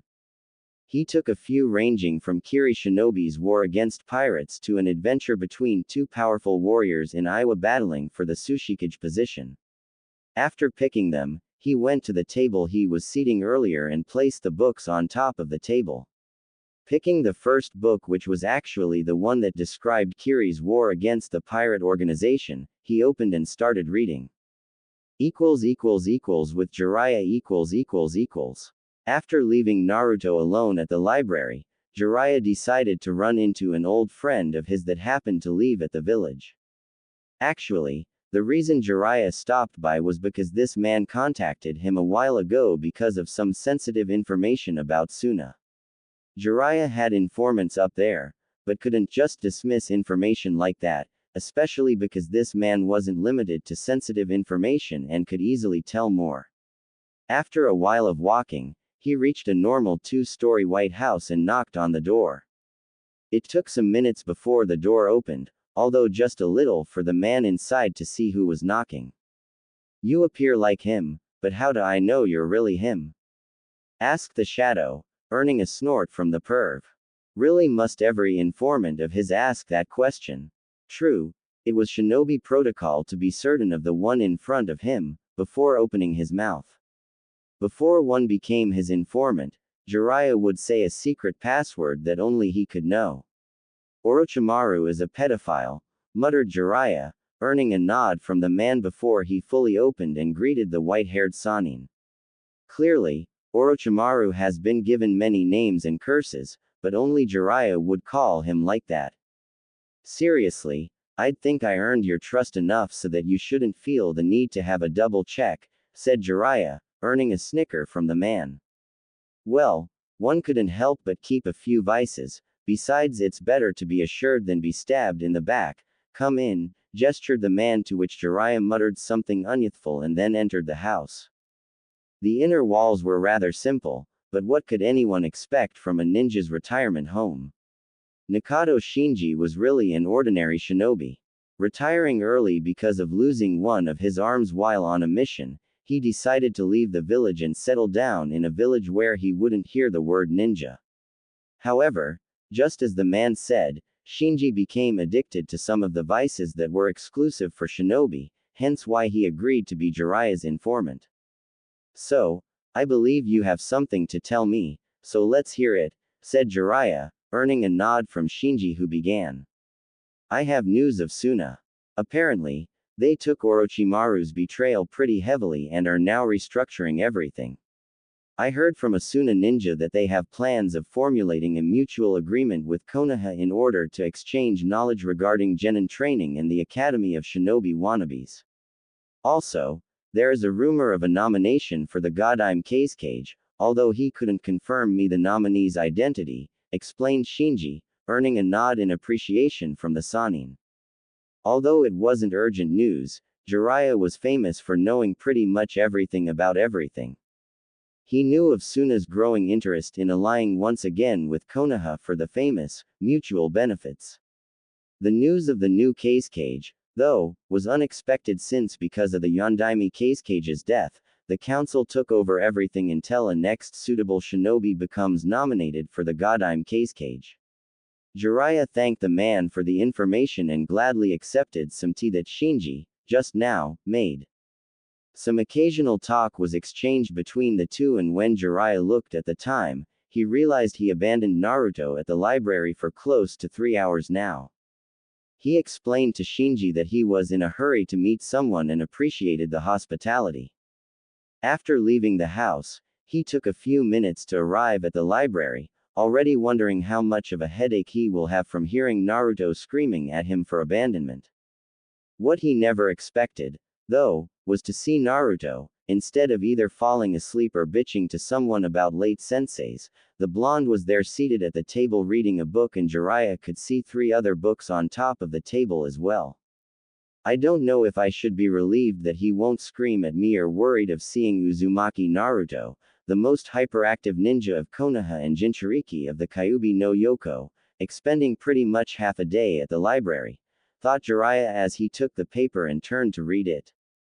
First year, 6 months of taijutsu and chakra control exercises, extended periods of running on top of water, and maybe even doing occasional spars to increase the pace.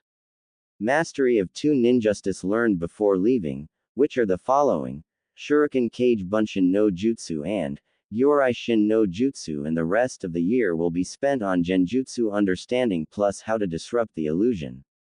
Second year, 3 first months Rasengan training in order to be able to create it single-handedly, without the clone's assistance, and 9 months of Fuden Chakra manifestation training. In case I manage to do it in lesser time, we can focus on learning 1 or 2 Fuden techniques and spar on top of the water, using both taijutsu and ninjutsu. Objective: fighting experience and mastery of jutsus in the heat of battle.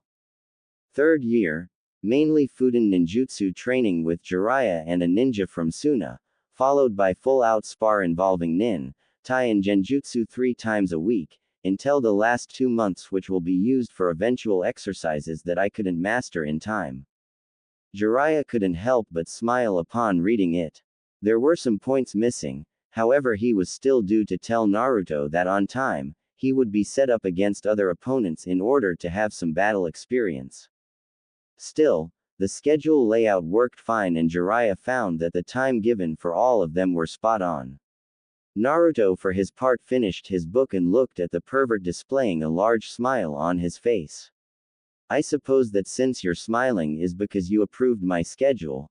Asked Naruto, before earning a nod from his now sensei.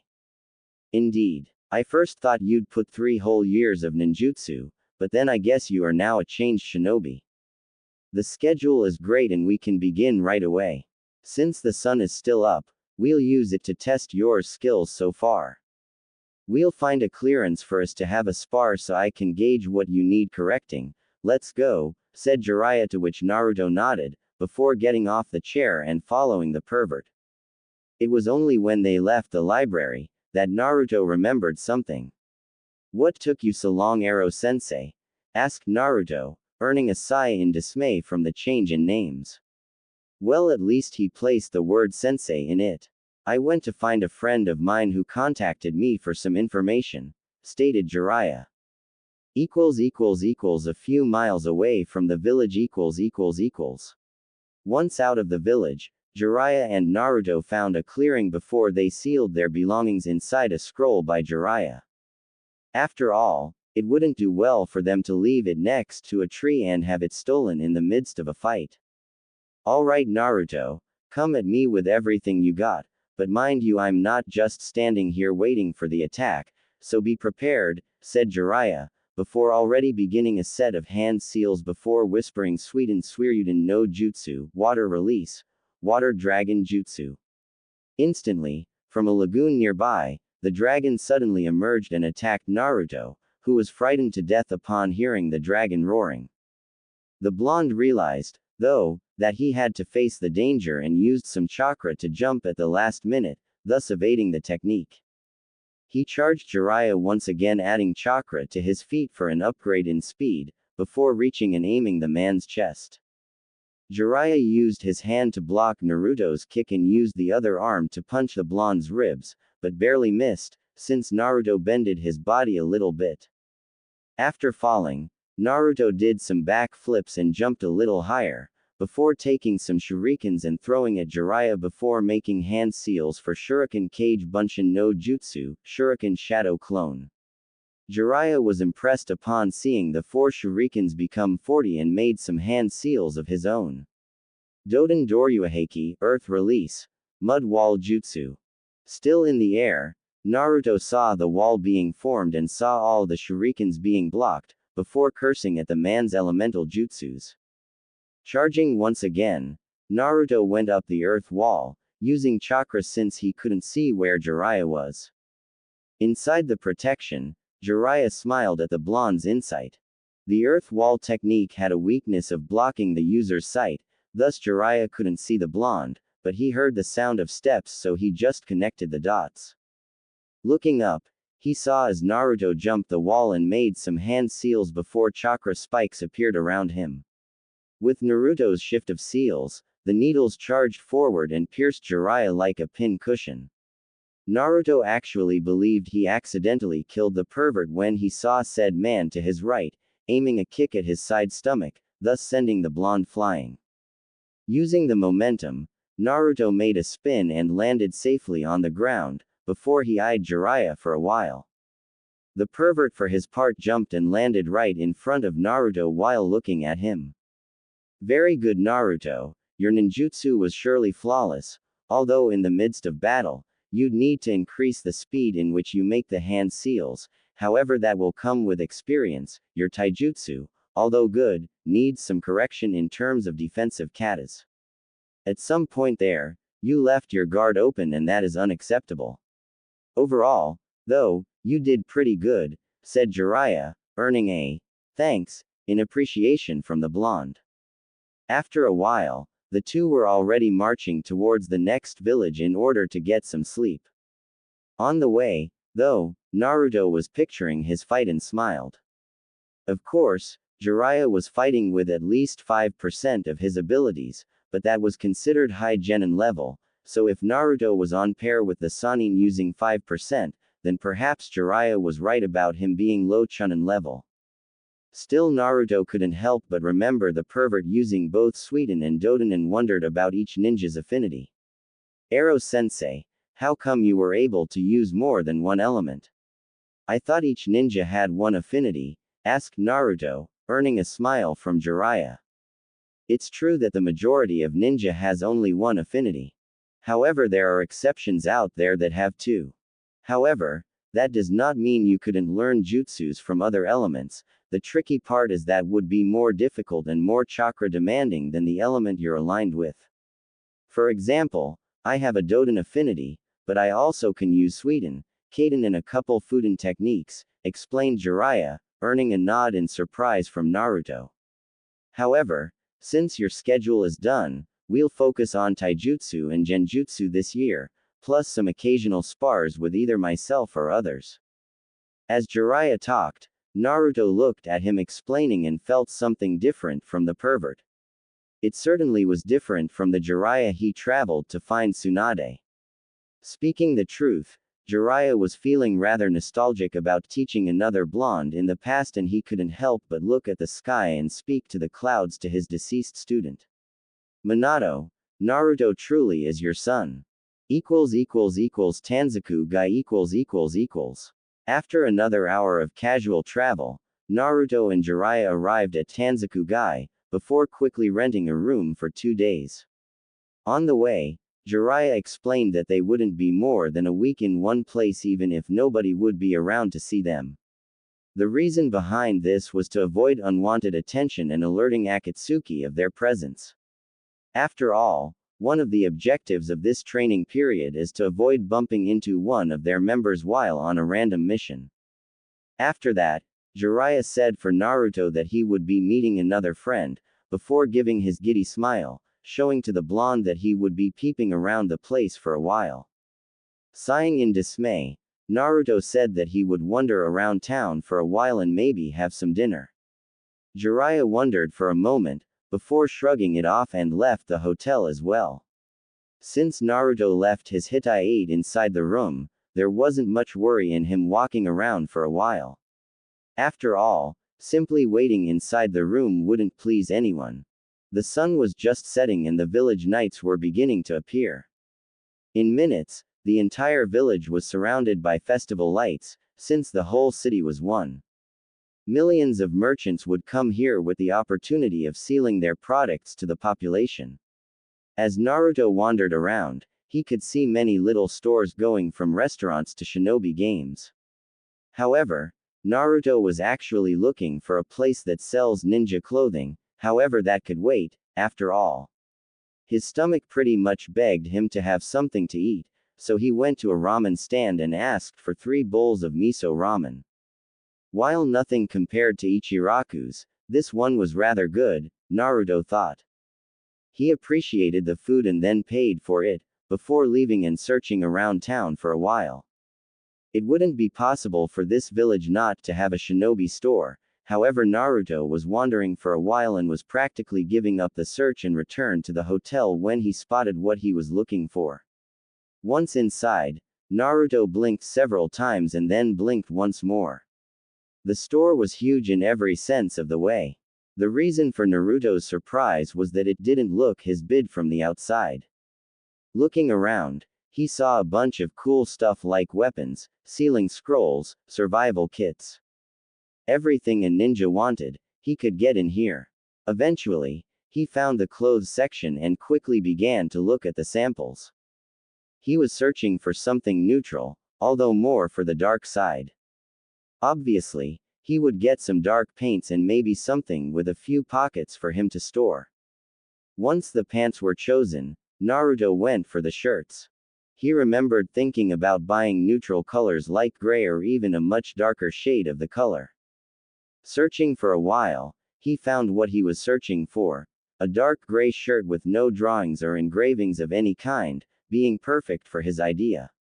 Upon selecting other dark colors such as dark green and a brown one, he went to the counter and asked for 3 pairs of the paints he selected and if possible, engrave the shirts with the whirlpool symbol on his back, although now, instead of orange or red I don't remember, Naruto wanted it all black.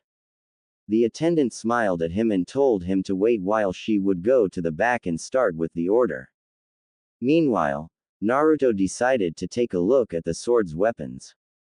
He wasn't look forward to studying Kenjutsu anytime soon, but the swords in display were nothing short of amazing. There were some of them who had engravings added to the hilt, and Naruto's creative mind was already picturing his engraved with the whirlpool symbol. For some reason, though, Naruto felt attached to that symbol, although it wasn't Konoha's symbol per se. After a while, the woman arrived with Naruto's orders and gave him the price for the whole thing. Grabbing the money he separated, he turned to look at some gloves that happened to possess metallic knuckles. Needless to say, he bought them as well. After appreciating for the service, Naruto left the shop towards the hotel. The next day After doing his routine, Naruto was already outside the village wandering around for Jiraiya, who in turn was still due to show his face. Looking around, Naruto suddenly was feeling a little bit unnerved by so many people staring at him. The stare itself didn't bother him, since he was used to it back at his home village. The problem, now, was that the people who stared at him were composed of only women and girls, and the look of their face was similar to the looks that the damn traitor received back in Konoha. Suddenly it clicked on him. Naruto decided to wear his new clothes today, and while he thought he looked good on the mirror, he clearly didn't expect to attract this sort of attention. Wandering around some more, until he saw the Sannin sitting on the ground, near what seemed to be an abandoned house, and sighed in dismay. Damn, we're only started this trip and the damn pervert already passed out drunk, thought Naruto as he approached Jiraiya for a while. Oh, the ideas he had for a good prank. Naruto's prankster side, oftentimes, took over his will. Summoning close to 10 cage bunchins, all of them gathered air in their lungs before screaming, "Wake up, Ero-sensei." Jiraiya jumped nearly in instinct, and when he noticed where he was, he could already see the entire village under him, before he fell at the same place he was before. Scratching his head for a while, Jiraiya looked around while feeling his head pounding like crazy. It wasn't enough for him to feel a hangover, now Naruto screaming at his ear would forever plague his mind as the worst headache ever. As he opened his eyes, his vision was somewhat blurry, and he was seeing a blurry vision of a blonde in black paints and gray shirt looking at him. Wow, I must be seeing things. I swear I just saw Minato looking at me with those same angry eyes. Damn you, Naruto, you look so much like your parents, it's kind of scary. Oi, why the hell did you do that for, brat? I was trying to sleep here, shouted Jiraiya, to which Naruto rolled his eyes and looked at the messed state of the man in front of him. You are the one to blame for this, Ero-sensei. You ask for respect and yet you sit in the middle of the street, completely drunk, muttered Naruto, earning a snore in complaint, but Jiraiya stopped the discussion from fear of his head exploding. I really need to stop drinking so much, thought Jiraiya as he walked towards a bakery and asked for some bread and water to ease the headache. After that, he looked at the blonde and now realized that his clothes were different now. Interesting choice in clothes you got there, Naruto. It fits you actually, said Jiraiya, actually meaning that he was glad that he didn't have to force the blonde to lose the orange clothing.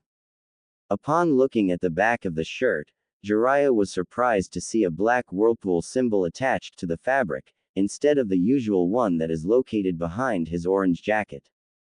Also, now we can train your stealth abilities, since we don't have to worry about you being discovered in the middle of the forest because of your orange clothing.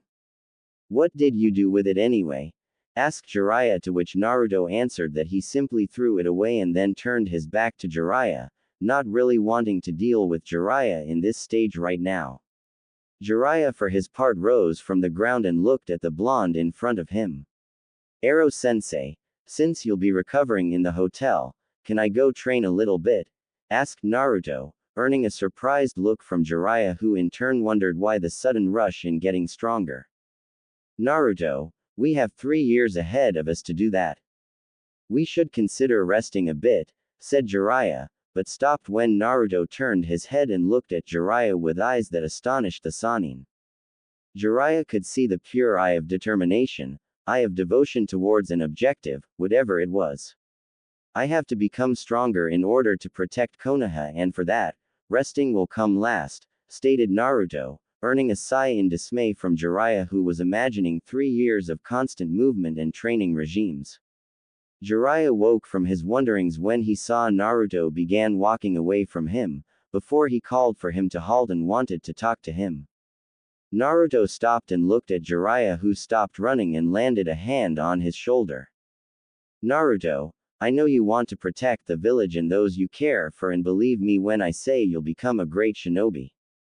I'll be recovering a bit at the hotel, but I'll set you up with a couple of stamina exercises mixed with taijutsu practice, that will put you up to test.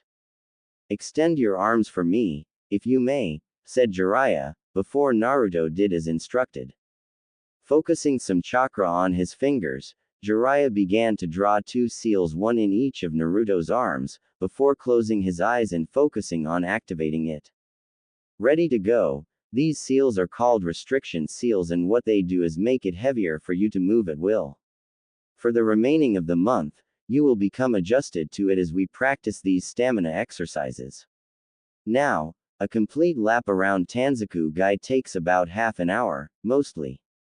So, begin with 5 laps around the village, then practice your taijutsu until I arrive, understood, explained Jiraiya, before Naruto nodded eagerly to begin, before running towards the village exit.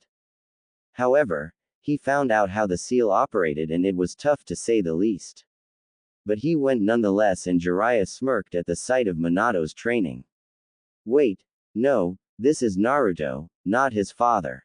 I got to sleep a little bit, and definitely cannot call him Minato. Oh my friend, your son looks so much like you, it's really scary sometimes.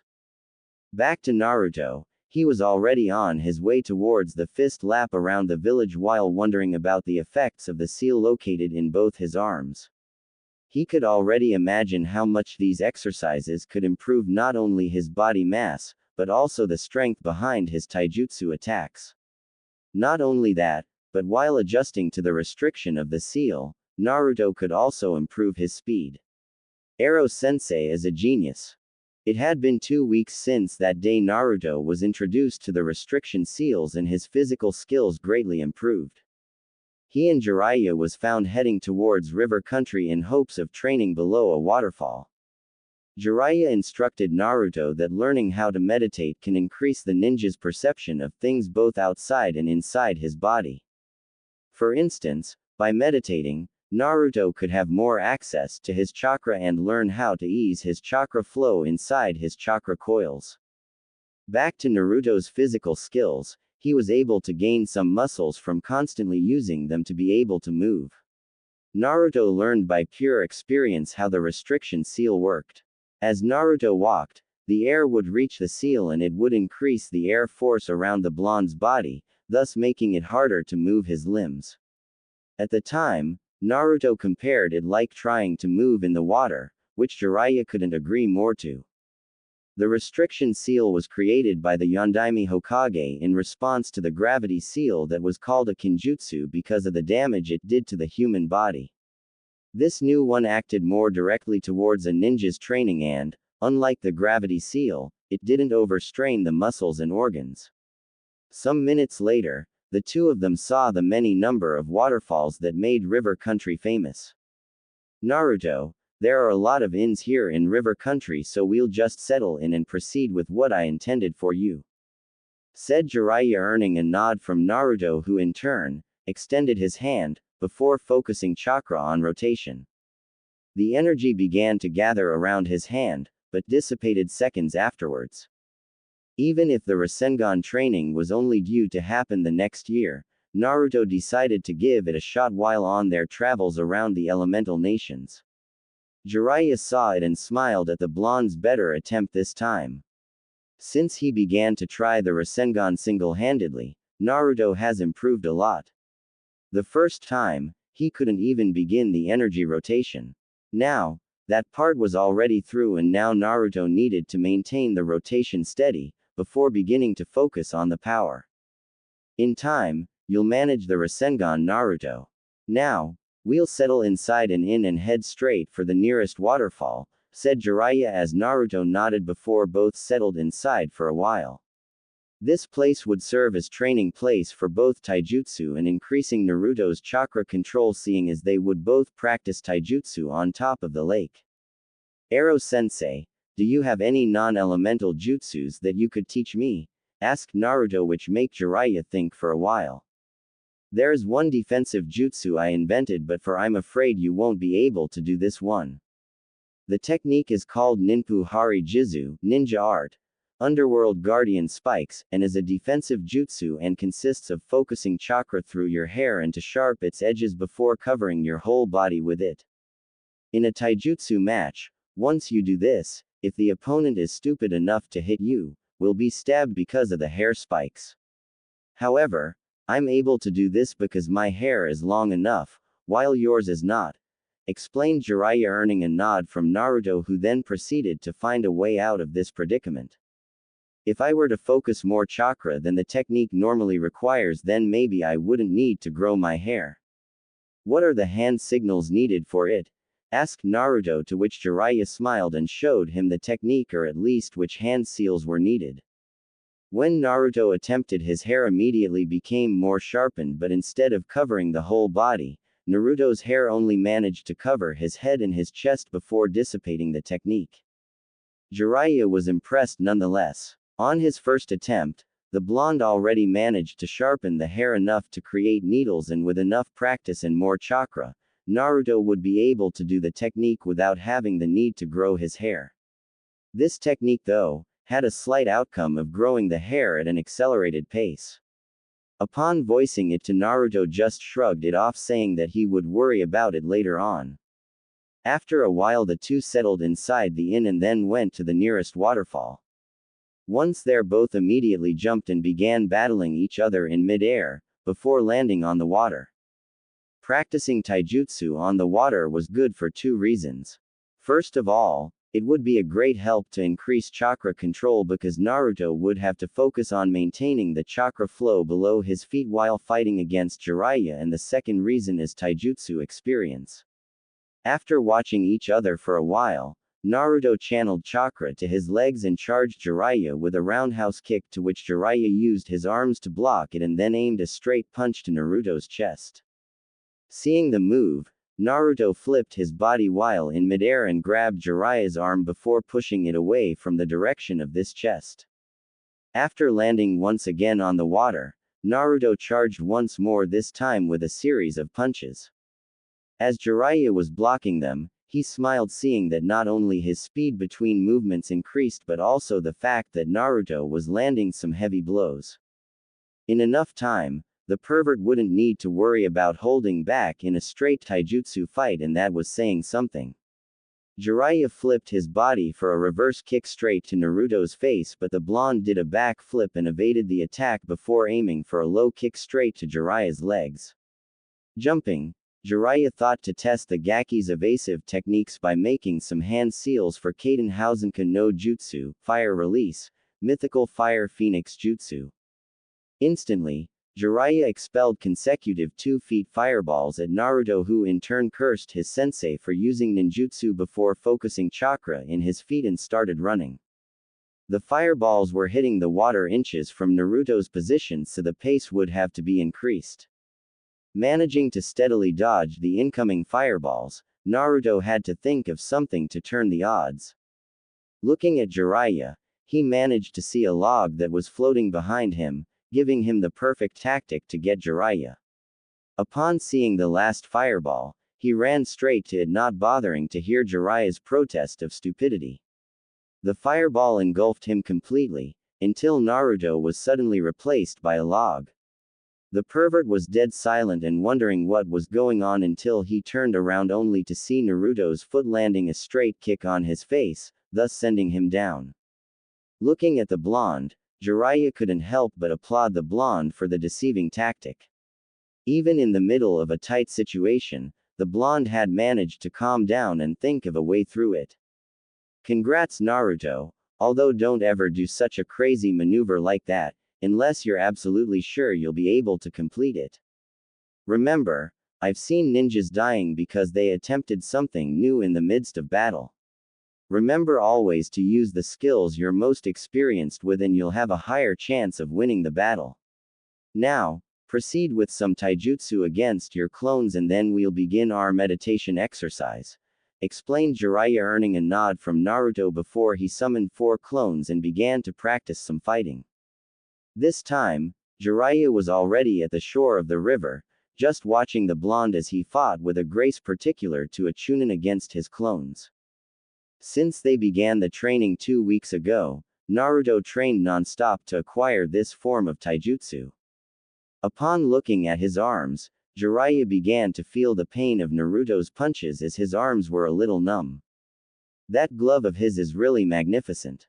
Not only does he more damage with his punches, but they are also enabling the user to focus some chakra in it, thus powering up the blows.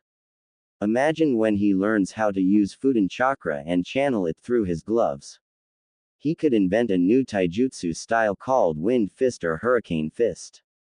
Shippuden Hurricane Fist has a nice ring to it, maybe I can talk to him about it when we begin Fudan training, thought Jiraiya. The pervert was having a weird sensation.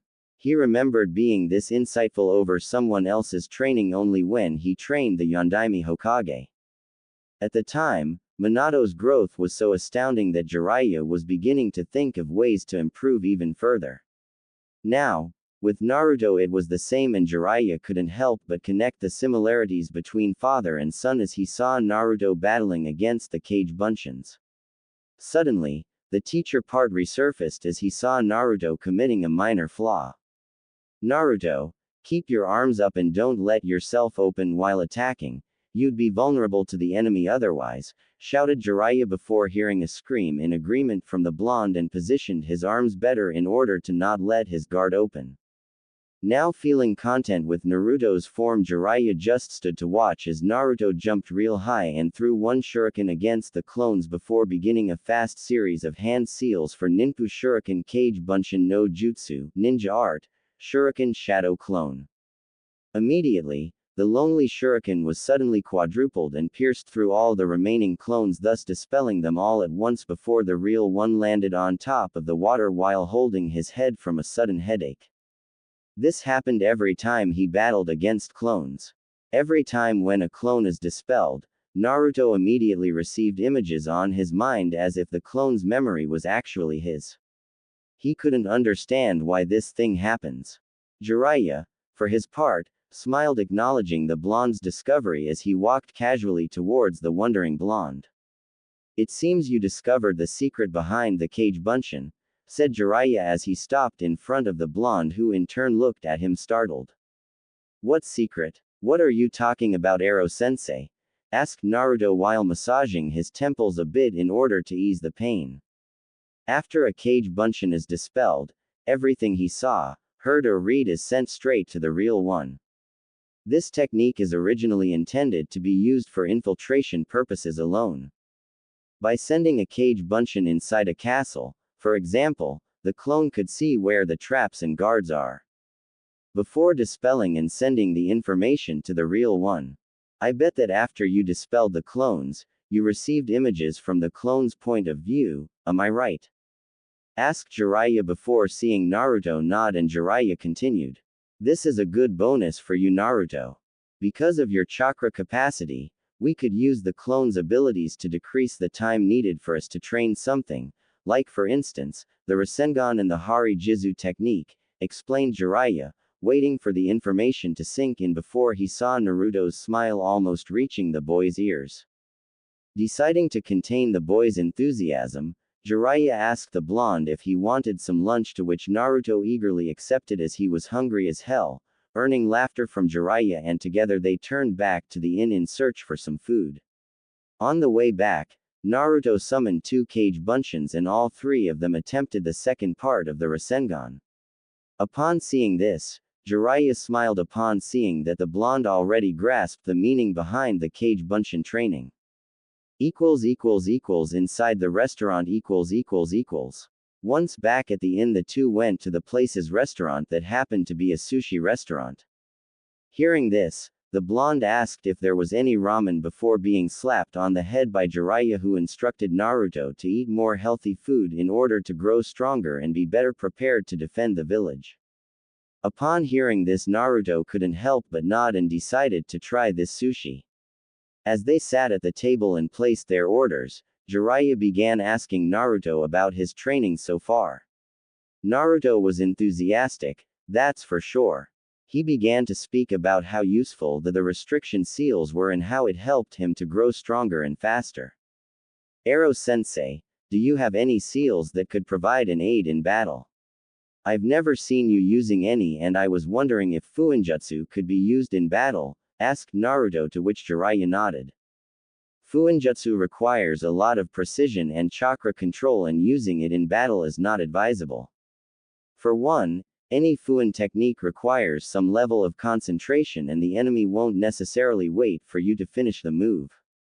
The last shinobi who used sealing techniques in battle was the Yondaime with his Hiraishin. Other than that, those seals are used mostly as exploding tags.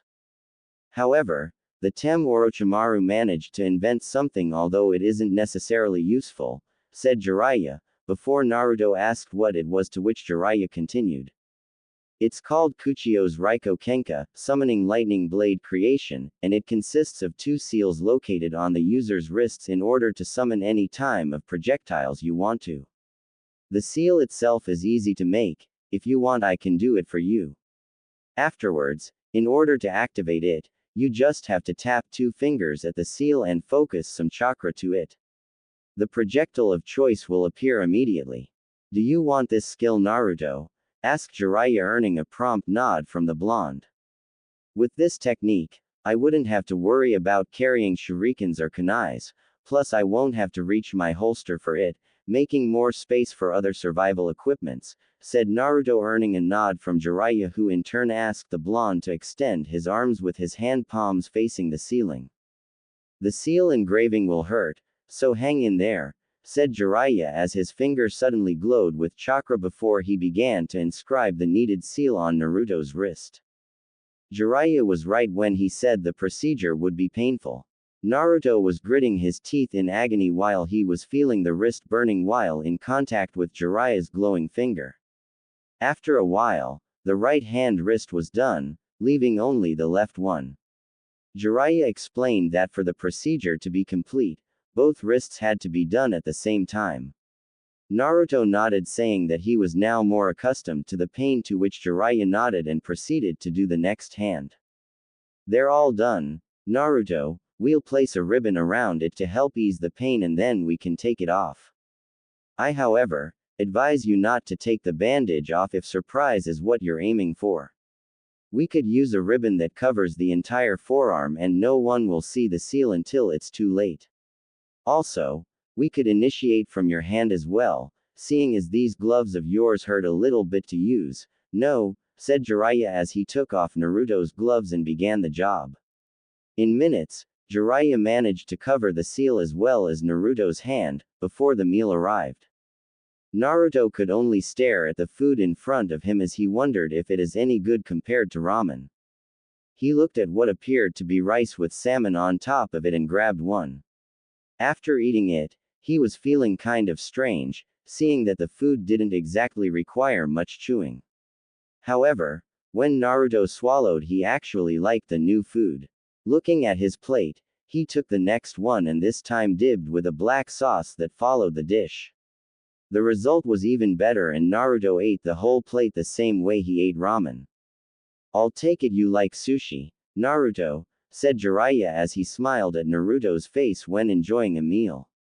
Liking it is an understatement, Ero-sensei, it's delicious. It's nothing compared to ramen, but at least now I found other food to eat besides the noodles, said Naruto before he called the waiter and asked